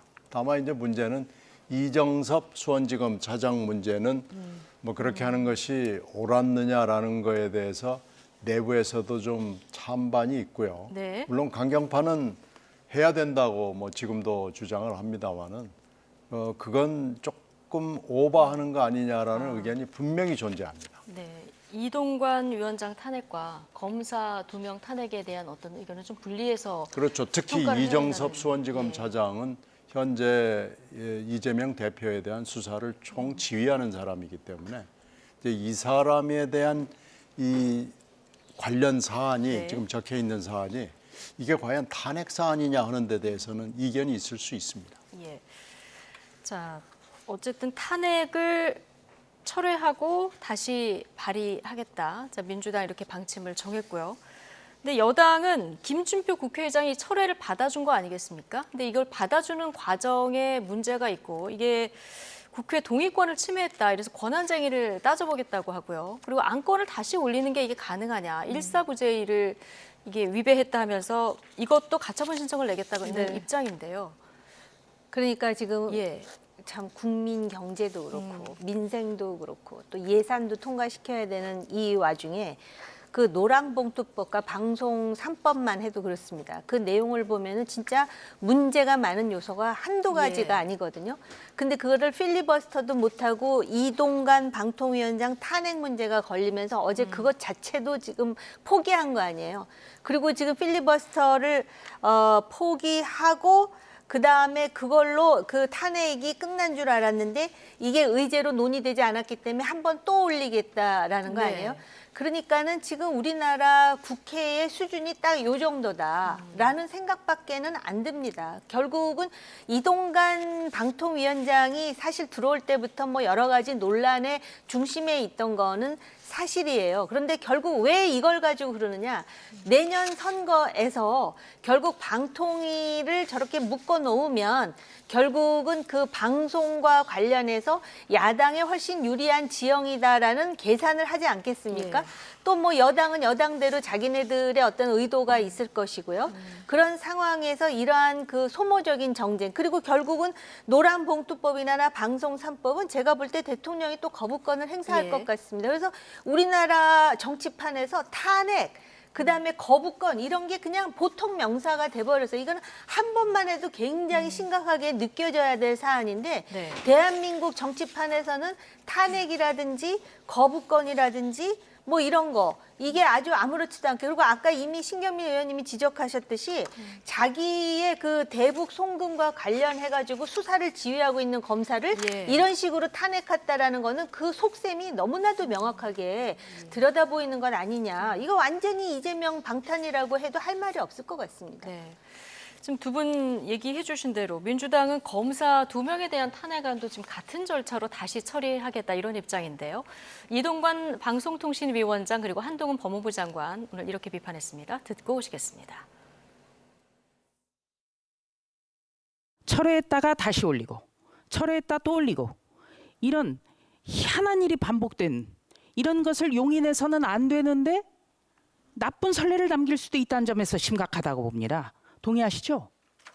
제가 아까 말씀드렸다시피 국민들께서는 4.4 오입 떠올리실 것 같습니다. 숫자의 우위를 앞세워서 민주주의 제도를 부인하거나 무력화하는 것은 사실은 요 최근에는 정치학자들이 그것을 바로 신종 테러라고 얘기합니다. 이른바 그 트럼피즘, 트럼프를 둘러싼 미국 정치에서도 상당 부분 드러나고 있는 것이죠.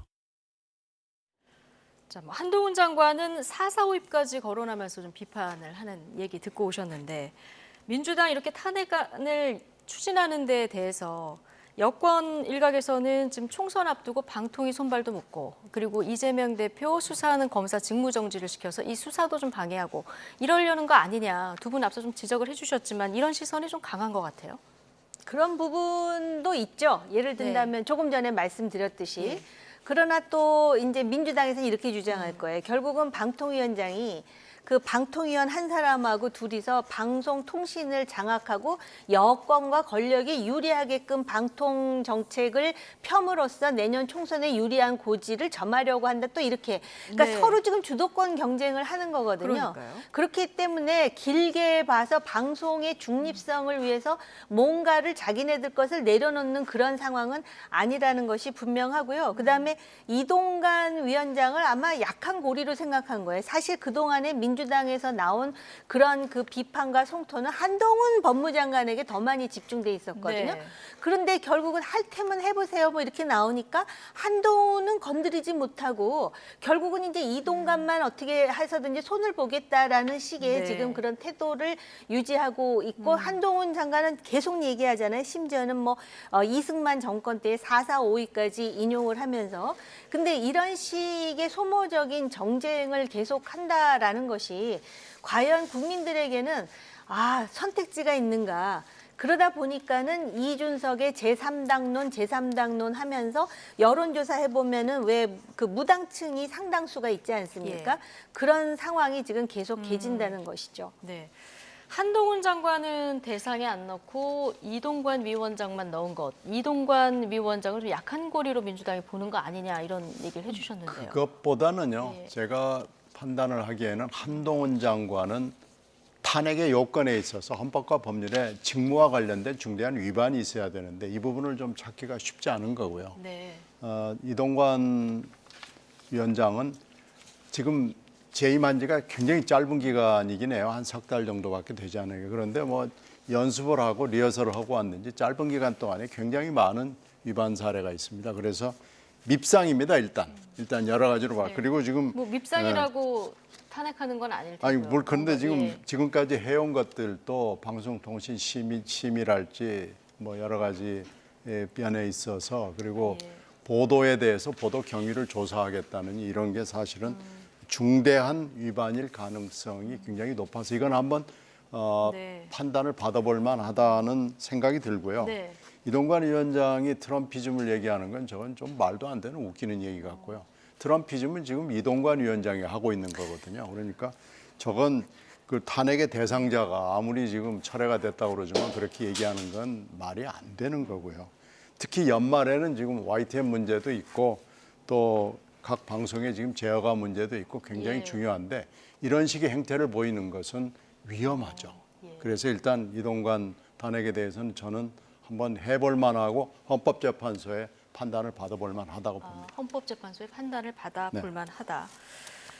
자, 어쨌든 지금 권한쟁의 심판 가처분 이거를 국민의힘에서 또 추진하겠다고 하기 때문에 또 법정에서 다뤄질 이런 사안까지 좀 길게 봐야 되는 싸움이 됐습니다. 어쨌든 뭐 탄핵안에 여야가 좀 올인하고 있는데 자, 어떻게 흘러갈지 지켜보도록 하고요. 오늘 나이트 포커스 여기서 마치겠습니다. 정호김, 신경민, 전지규 의원 두 분과 함께했습니다. 고맙습니다. 네, 고맙습니다.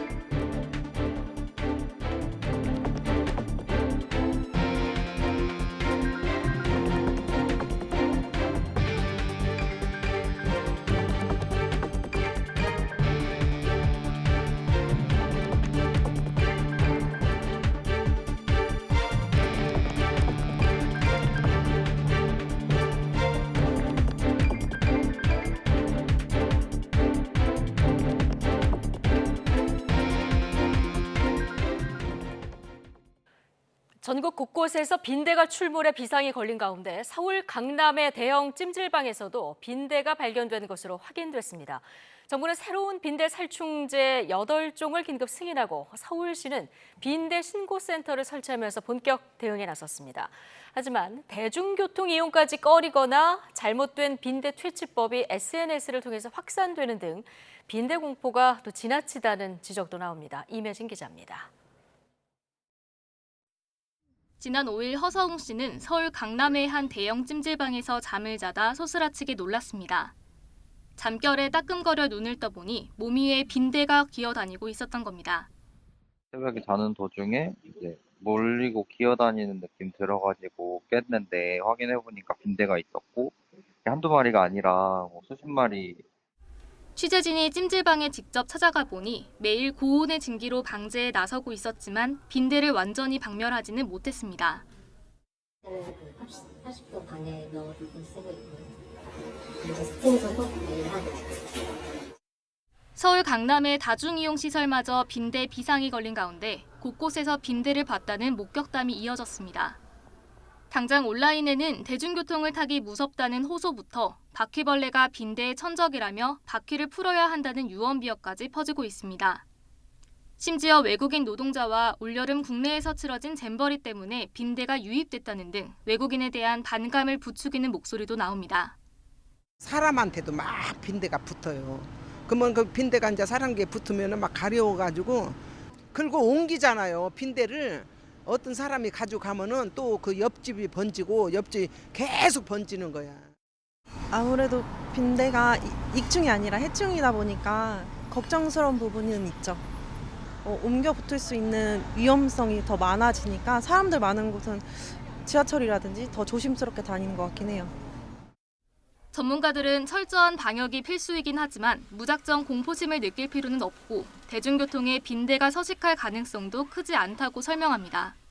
그렇게 너무 공포스럽게 생각할 필요는 없습니다. 프랑스는 뭐 10집 걸러서 한 집씩 빈대가 서식할 정도로 굉장히 밀도가 많고 또 저항성 때문에 살충제 저항성 때문에 잘 방제가 안 되고 그러다 보니까 이제 대중교통이나 이런 데까지 많이 확산되고 있는 상황이어서 서울 지하철에선 16건의 빈대 의심 신고가 접수됐지만 실제 빈대가 발견되진 않았습니다.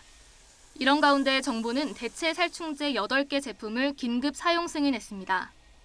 기존 살충제에 빈대가 저항성을 가진 점을 고려한 조치인데 전문 방역용이라 가정에서 함부로 사용할 수는 없습니다. 커지는 시민 불안에 서울시도 전국 최초로 빈대 신고센터를 운영하기로 했습니다. 또 정부는 빈대 확산을 막기 위해 합동대책본부를 출범하고 4주 동안 집중 점검 기간에 돌입할 예정입니다. YTN 임혜진입니다. 마약 투약 혐의를 받고 있는 가수 지드래곤 권지용 씨가 지난 6일 머리카락을 제외한 몸 대부분을 제모한 상태로 경찰 조사를 받은 것으로 드러났습니다. 경찰은 권 씨가 증거인멸을 시도한 건 아닌지 의심하고 있는데요. 권 씨 측은 평소 제모를 해왔다면서 심각한 허위 사실이라고 반박했습니다. 보도에 김승환 기자입니다. 지난 6일 가수 지드래곤 권지용 씨가 조사를 자처하며 스스로 경찰에 출석했습니다. 당시 마약을 투약한 사실이 없다며 자신의 혐의를 인정하지 않았습니다. 마약 투약 혐의 인정하십니까? 저는 마약 관련 범죄에 대해서 사실이 없고요. 그걸 밝히려고 사실 이 자리에 온 거니까 지금 사실 긴 말 하는 것보다는 빨리 조사를 받고 나오겠습니다. 범행을 감추려는 시도 역시 없었다는 입장이었습니다. 염색이나 탈모는 언제 하셨나요? 한 적이 없는데. 그런데 조사 당시 권 씨는 머리카락을 제외한 몸에 있는 털 대부분을 제모한 상태였던 것으로 뒤늦게 드러났습니다. 경찰은 간이 시약 검사에서 음성 판정이 나오자 정밀 감정을 위해 채모를 추가 채취하려는 과정에서 이 같은 사실을 파악했습니다. 결국 경찰은 권 씨의 채모 대신 머리카락과 손톱을 국립과학수사연구원에 보내 정밀 감정을 의뢰했습니다. 모발은 머리카락 길이에 따라 1년 정도까지 마약 투약 여부를 확인할 수 있는데 직업 특성에 따라 염색이나 탈색이 잦으면 마약 성분이 줄어들 수 있습니다. 경찰은 권 씨가 조사를 앞두고 채모를 없애 증거인멸을 시도한 건 아닌지 의심하고 있습니다. 이에 따라 다른 증거를 확보하기 위해 수사를 확대하고 있습니다. 이에 대해 권 씨 측은 즉각 입장문을 내고 평소 제모를 해왔고 입건 보도 뒤에는 전혀 하지 않았다고 반박했습니다. 또 권 씨는 자진 출석해 소변과 모발 그리고 손톱과 발톱까지 이미 제출했다며 추후 다리털도 제공할 의사가 있다고 설명했습니다. 그러면서 경찰의 증거인멸 시도 의심은 명백한 허위 사실이라고 주장했습니다. 서로 주장이 엇갈리는 가운데 경찰은 국과수 정밀감정 결과가 나오는 대로 조만간 권 씨를 다시 불러 조사할 방침입니다. YTN 김승환입니다. 28억 원 규모의 각종 사기를 벌인 혐의를 받는 전 청조 씨가 구속 상태로 검찰에 넘겨졌습니다. 전 씨는 오늘 아침 서울 송파경찰서를 나서며 남현희 씨와 공모했는지 묻는 질문에 피해자분들께 죄송하다고 답했습니다. 펜싱협회 후원을 남 씨가 제안했는지에 대해서도 죄송하다는 짧은 말만 남기고 호송 차량에 탑승했습니다. 전국의 의과대학에서 증원을 요청한 의대 정원을 합치면 2,700명 수준인 것으로 집계됐습니다. 이런 가운데 대한의사협회는 의대 정원에 찬성하는 목소리를 낸 의대 교수에 대한 징계를 추진하면서 내부 단속에 나선 모양새입니다. 조용성 기자의 보도입니다. 전국 40개 의대를 상대로 한 증원 수요 조사가 마무리 단계에 들어갔습니다. 각 의대가 바라는 증원 규모를 합치면 총 2,000명이 넘는 것으로 알려졌습니다. 정부는 다음 주 수요조사 결과를 발표한 뒤 각 대학들이 증원 수요에 맞는 교육 인프라를 갖췄는지 현장 평가에 들어갑니다. 늘어나는 정원만큼 의대생들을 가르칠 교수진이나 강의 여건을 갖추고 있는지 평가하는 겁니다. 동시에 의대 정원 숫자를 정하기 위한 각계의 의견 수렴에도 속도를 내고 있습니다. 정부는 양자 협의로 결론을 내야 한다는 의사들의 주장에 대해 환자단체 등 관련 단체들의 의견까지 함께 듣겠다는 입장을 계속해서 강조하고 있습니다. 원장님들의 다양한 의견을 제가 듣고자 합니다. 저희들 지금 의협하고는 의료 현안 협의체를 운영을 해서 또 협의를 진행 중에 있습니다만은 그와는 별개로 이런 가운데 대한의사협회는 의대 정원 증원 필요성을 역설한 김윤 서울대 의대 교수를 징계하겠다고 나섰습니다. 의사 전체의 명예를 훼손하고 의료계에 대한 국민 불신을 초래했다는 게 징계 이유지만 협회와 다른 목소리를 내는 데 대한 내부 단속의 의미가 커 보입니다. 의사들의 이익에 반하는 발언을 하는 사람들에 대해서 발언을 하지 못하도록 재갈 물리기를 하는 게 아닌가. 김윤 교수는 또 객관적인 근거를 제시하면서 의대 증원을 주장하는 자신을 윤리위까지 회부하는 것은 밥그릇을 지키기 위한 마녀 사냥에 가깝다고 강도 높게 비판했습니다. YTN 조용상입니다. 서울 지하철 1차 파업이 마무리됐습니다. 추가 협상이 이루어지지 않아 핵심 쟁점인 인력 감축을 둘러싼 입장차는 여전한데 노조는 2차 파업을 할 수도 있다고 예고했습니다. 최기성 기자입니다. 30여 시간 이어진 서울 지하철 노조의 경고성 1차 파업이 끝났습니다.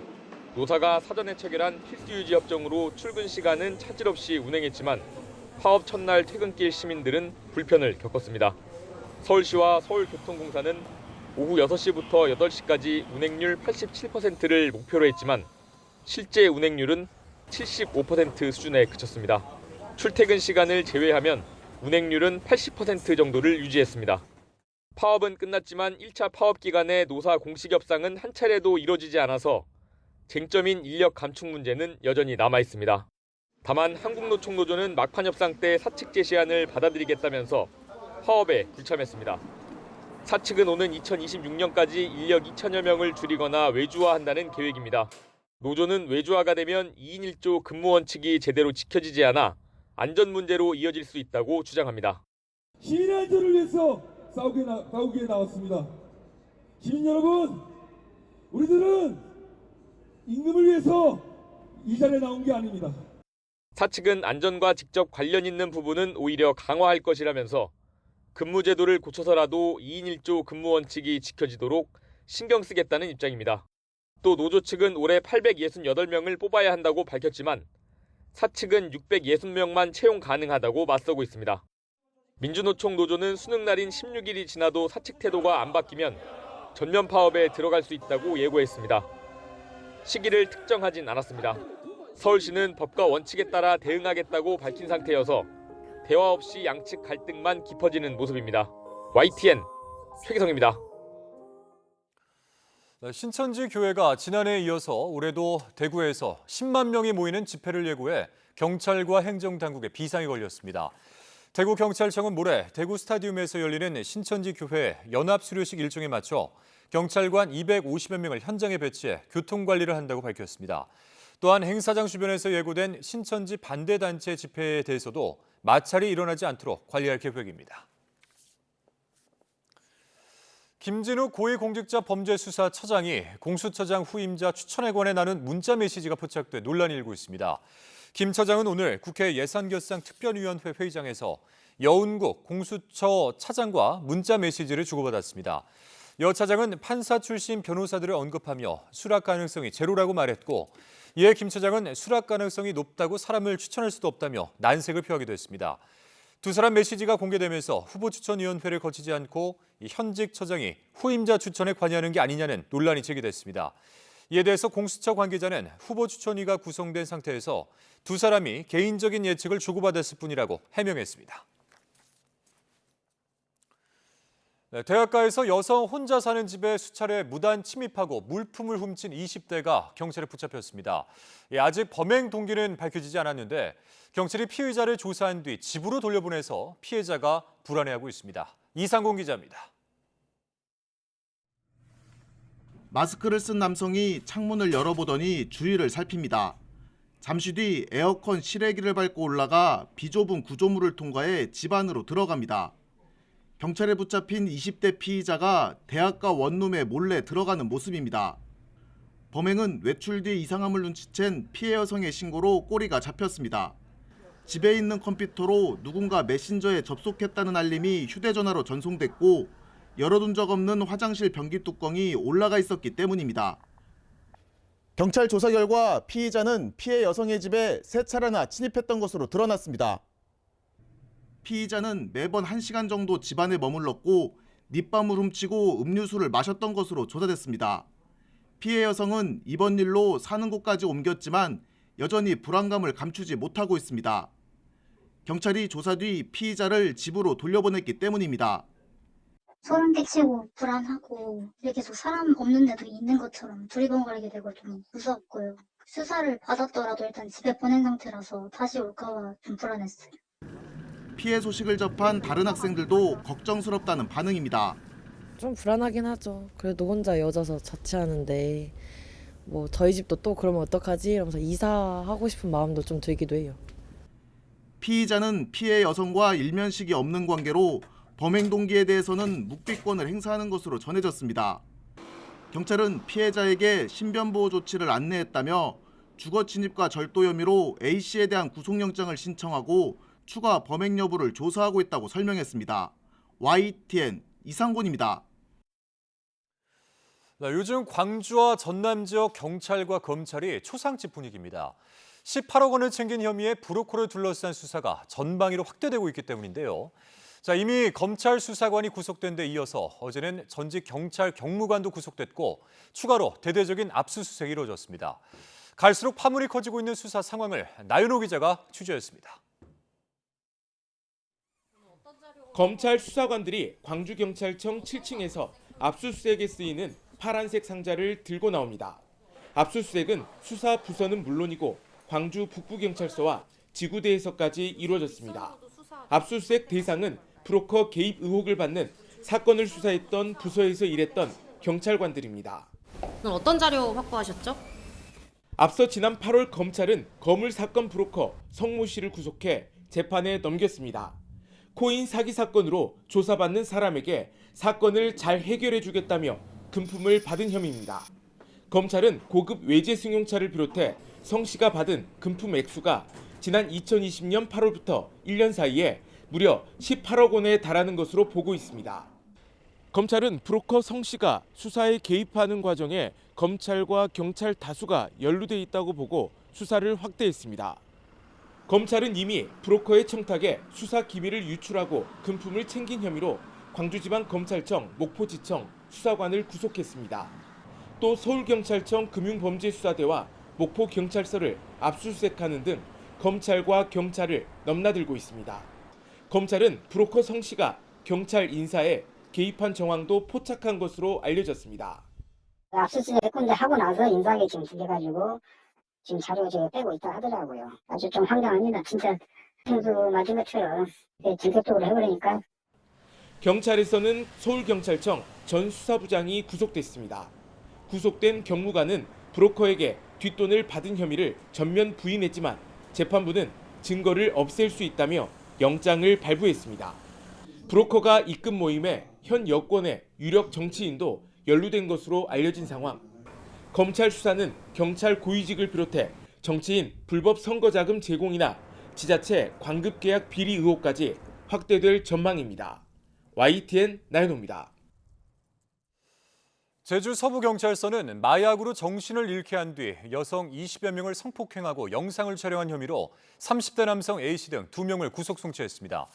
A씨 등은 친구 사이로 지난 2017년부터 전국 유흥주점 업소와 주거지 등에서 여성들에게 액상 대마가 든 전자담배를 피우게 한 뒤 정신을 잃으면 성폭행하고 동영상을 촬영한 혐의입니다. 경찰은 휴대전화 디지털 포렌식을 벌여 이들이 찍은 280기가 분량의 동영상을 발견했습니다. 다음 소식입니다. 김포시 서울 편입의 득실을 따져보는 YTN 연속보도. 이번에는 쓰레기 매립지 문제를 다뤘습니다. 김포시는 공식적으로 편입과 매립지 문제는 무관하다 이렇게 밝혔지만 서울시의 쓰레기를 받아줄 매립지 유치설은 계속되고 있습니다. 서울의 입장에선 이 대체 매립지 문제가 발등에 부리기 때문입니다. 이준엽 기자가 이 상황을 정리했습니다. 편입 논란이 불거진 뒤 처음으로 이뤄진 서울시장과 김포시장의 만남. 편입 대가로 김포시의 쓰레기 매립장이 유치될 수 있느냐는 질문이 이어졌습니다. 두 사람 모두 구체적 언급은 피했지만 답변의 분위기는 묘하게 달랐습니다. 김포 측은 권한이 아니라며 답을 안 했지만 수도권 매립지는 저희 김포의 권한이 아니기 때문에 제가 말씀드릴 일은 없습니다. 서울시장은 가능성이 없다곤 하지 않았습니다. 주민 기피 시설을 주변에 논의되는 지자체에 넘기거나 할 생각은 없습니다. 그럴 가능성은 매우 적다. 가장 큰 혐오 시설로 꼽히는 쓰레기 매립장의 김포 유치 문제가 나오는 건 서울시에 남은 시간이 별로 없기 때문입니다. 여의도 6배 정도, 단일로는 세계 최대 규모의 수도권 매립지입니다. 30년 넘게 서울, 경기, 인천 지역의 쓰레기를 받아왔지만 이제 서둘러 대체지를 물색해야 하는 상황입니다.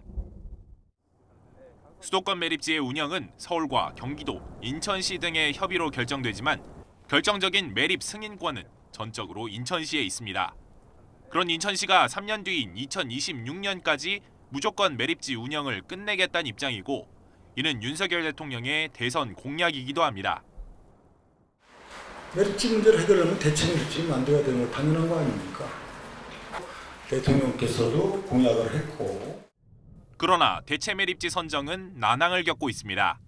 재작년 2차례 공모에서 2,500억 특별지원금 등 가진 유인책에도 불구하고 매립지를 유치하겠다고 나선 지자체는 단 한 곳도 없었습니다.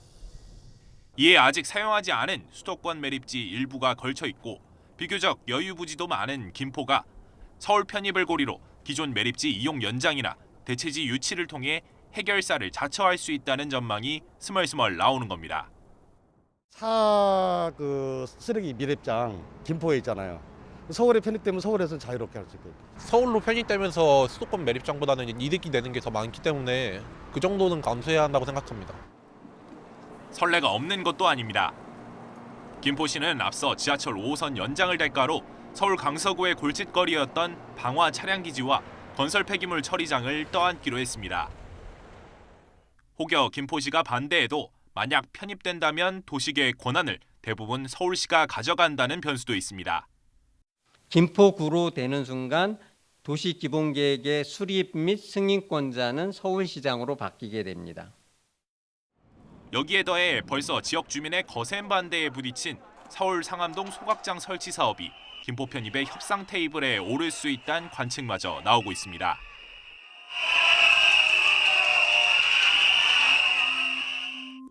서울시와 김포시의 편입 논의 과정에서 불거진 쓰레기 매립장 문제. 서울시 입장에선 절실하지만 결국 편입의 대가 혹은 비용으로 비칠 수 있다는 점에서 앞으로 논란은 계속될 것으로 보입니다. YTN 이준엽입니다. 유남석 헌법재판소장이 5년간의 임기를 마치고 오늘 퇴임했습니다. 유 소장은 퇴임식에서 신속하고 효율적인 사건 처리를 위해 노력했다며 역사와 국민의 평가를 겸허히 기다리겠다고 밝혔습니다.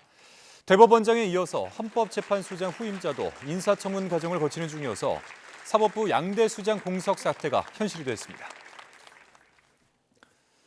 네, 군 복무 중인 그룹 방탄소년단 멤버 제이홉이 최근 군 행사에 사회자로 거론됐다가 무산된 일이 있었는데요.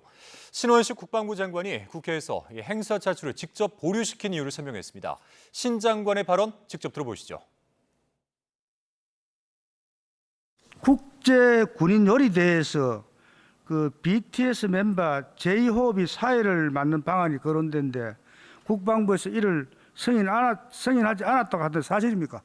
네, 그렇습니다. 보통 유명 연예인을 하다가 입대하게 되는 용사들 경우에는 그 홍보대사 같은 것에서 공익 활동을 하거나 군내의 주요 행사에 사회를 보는 등 참여를 많이 합니다. 물론 그것도 중요하겠지만 제가 생각하는 가장 중요한 공익은 유명 연예인이 자기 보직에서 땀 흘리면서 또 흙에 묻은 군복을 입고 환하게 웃는 모습이 최고의 공익이라고 생각합니다. 특히 BTS 같은 굉장히 유명한 K-팝 가수는 빌보드 차트 1등 하는 것보다 그러한 모습을 보이는 게 진정한 국격이고 국위선양이라는 소신을 가지고 있습니다.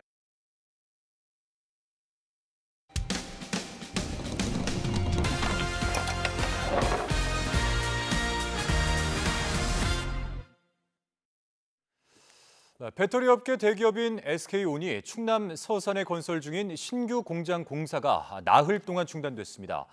예정된 공사 일정을 무시하고 일방적으로 건설사에 공사 중단을 통보하면서 공사 협력 업체들과 노동자들이 피해를 봤는데요. 취재가 진행되자 SK온에서는 긴급 이사회를 열고 곧장 공사를 재개하기로 결정했습니다. 제보는 Y 양동훈 기자입니다. 공사 현장에 대형 크레인 10여 대가 덩그러니 서 있습니다. 전체 부지가 20만 제곱미터를 넘는 대형 공사 현장이지만 정리 작업을 하는 차들이 가끔 오갈 뿐 한산한 모습입니다. 1조 5천억 원을 들여 오는 2025년에 완공될 예정이었던 SK온 서산 3공장 공사가 지난 6일 갑자기 중단됐습니다. 왜 이런 일이 벌어졌을까? SK온 관계자는 추가 공사 비용에 대한 이사회 의결이 없어서 앞으로 발생하는 비용을 지급할 수 없는 상태라며 다음 이사회가 열릴 때까지 공사를 중단했다고 설명했습니다. 쉽게 말해 국내 굴지의 대기업에서 공사 일정과 이사회 일정을 맞추지 못해 건설사에 일방적으로 공사 중단을 통보한 겁니다. 이런 상황을 사전에 예상하지 못했는지, 왜 직전 이사회 때 의결하지 않았는지도 물었지만 구체적인 답변은 듣지 못했습니다. 갑작스러운 공사 중단 통보에 시공사는 황당할 뿐입니다. 주관사인 현대건설은 공사를 언제 재개할지와 공사 중단 피해는 어떻게 보상할지에 대해 아직 설명을 들은 바가 없다며 일단 상황을 지켜보고 있다고 설명했습니다. 장기 공사를 조건으로 인력과 장비를 마련했던 협력업체들은 공사 중단 피해를 고스란히 떠안을 처지가 됐습니다. 동절기 새로 시작하는 건설 현장이 드물어 당장 다른 일거리를 찾기가 힘든 상황에 직원 월급과 숙소 비용을 어떻게 감당할지 막막하기만 합니다. 내년 여름까지 공사를 한다고 해서 다른 일할 곳도 다 정리하고 여기를 다 들어왔고요. 숙소도 잡아놓고 이런저런 부대 장비부터 시작해서 세팅을 다 해놨는데 하루 벌어 하루를 먹고 사는 노동자들은 생계 걱정에 한숨만 내쉴 뿐입니다. 갑자기 중단되면서 어디 갈 데도 없고 실업자가 됐다라고 생각이 드네요. 언제까지 기다려야 되는 건지 여기 계신 모든 분들이 답답해하고 있습니다. 취재가 진행되자 SK온은 긴급 이사회를 열고 곧장 공사를 다시 시작하기로 결정했습니다. 나흘 동안 공사가 중단된 협력업체 등에 발생한 피해에 대해서는 구체적인 배상 계획을 내놓지 않았습니다. YTN 양동훈입니다. 한동훈 법무부 장관이 채무상환 독촉 과정에서 벌어지는 불법 채권 추심 행위에 엄정히 대응할 것을 검찰에 지시했습니다.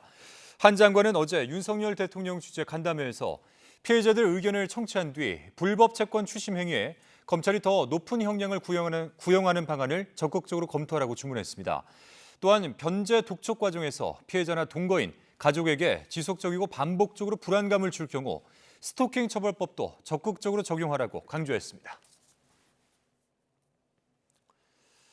감사원이 농업인 우대 혜택으로 태양광 발전소 운영 권한을 받은 2만 4천여 명을 전수조사한 결과 800여 명이 허위로 등록한 것으로 확인됐습니다.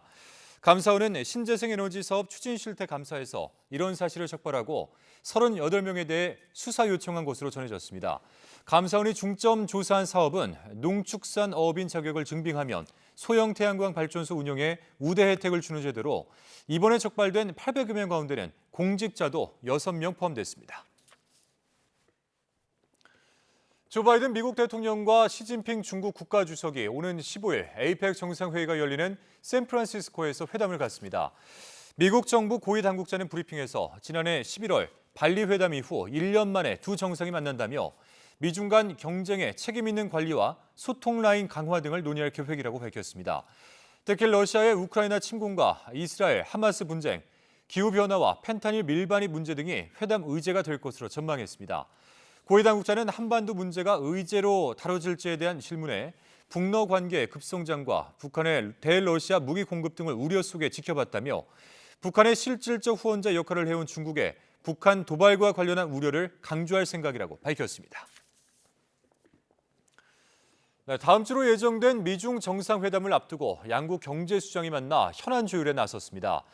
미국 재무장관은 중국과 분리되는 이 디커플링에 대한 욕구가 없다고 말했고 중국 부총리는 양국 경제관계를 복원하겠다는 포부를 밝혔습니다. 김태현 기자입니다. 샌프란시스코 에이펙 정상회의에서 열릴 것으로 보이는 두 번째 미중 정상회담을 앞두고 양국 경제수장이 만났습니다. 세계 경제 자르로 불리는 옐런 미국 재무장관과 중국의 재정금융사령탑인 허리펑 부총리입니다. 양측은 이틀 동안 미국의 수출 통제와 중국의 무역 관행 등 경제 현황과 정상회담 의제를 조율합니다. 옐런 장관은 중국과 경제가 분리되는 재앙과 같은 디커플링을 원하지 않는다고 강조했습니다. The United States has no desire to decouple from China. A full separation of our economies would be economically disastrous for both of our countries and for the world. 다만 공정 경쟁을 막는 중국의 불공정한 관행에 대해서는 직접 우려를 전달하기로 했습니다. 허리펑 부총리는 미중 간 경제무역 관계를 원래 궤도로 돌려놓는 수단을 모색할 것이라고 밝혔습니다. 이어 회담 목적은 미중 정상이 제시한 과제 이행이라며 경제와 투자 분야의 우려를 전달하겠다고 말했습니다. 据我们北京会晤之后，还不到4个月时间，我们再次见面，就共同关心的问题呢，再进行深入交谈。 옐런 장관은 미국과 동맹의 국가안보를 위해 특정 분야를 겨냥한 조치들과 함께 오해나 오판을 막기 위한 노력을 계속할 것이라고 설명했습니다. 시진핑 주석의 6년 만에 미국 방문이자 1년 만에 열리는 미중 정상회담. 미중 관계 회복의 계기가 될지 주목됩니다. YTN 김태현입니다. 윤석열 대통령이 일본 기시다 후미오 총리와 미국 스탠퍼드 대학에서 열리는 좌담회에 나란히 참석합니다. 대통령실은 다음 주 에이펙 정상회의 참석차 미국 샌프란시스코로 방문하는 윤 대통령이 현지 시각 17일 오후 기시다 총리와 함께 한일, 한미일 첨단 기술 분야 협력을 주제로 좌담회를 한다고 발표했습니다. 좌담회는 두 정상의 공동 강연에 이어 참가자들과 질의응답으로 진행될 것으로 전해졌습니다. 제주 해녀어업이 UN 세계식량농업기구 FAO에서 지정 운영하는 세계 중요 농업유산으로 등재됐습니다.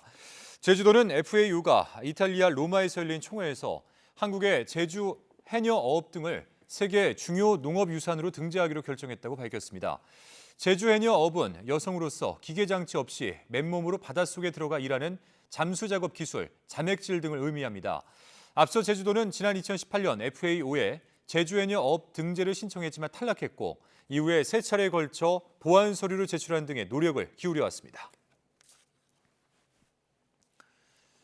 전국 사육소에 대한 럼피스킨 백신 접종이 완료됐습니다. 럼피스킨 중앙사고수습본부는 오늘 저녁 전국 사육소 407만여 마리에 대한 럼피스킨 백신 접종을 끝냈다고 밝혔습니다. 지난달 20일 국내에서 첫 럼피스킨 확진 판정 나온 이후에 21일 만입니다.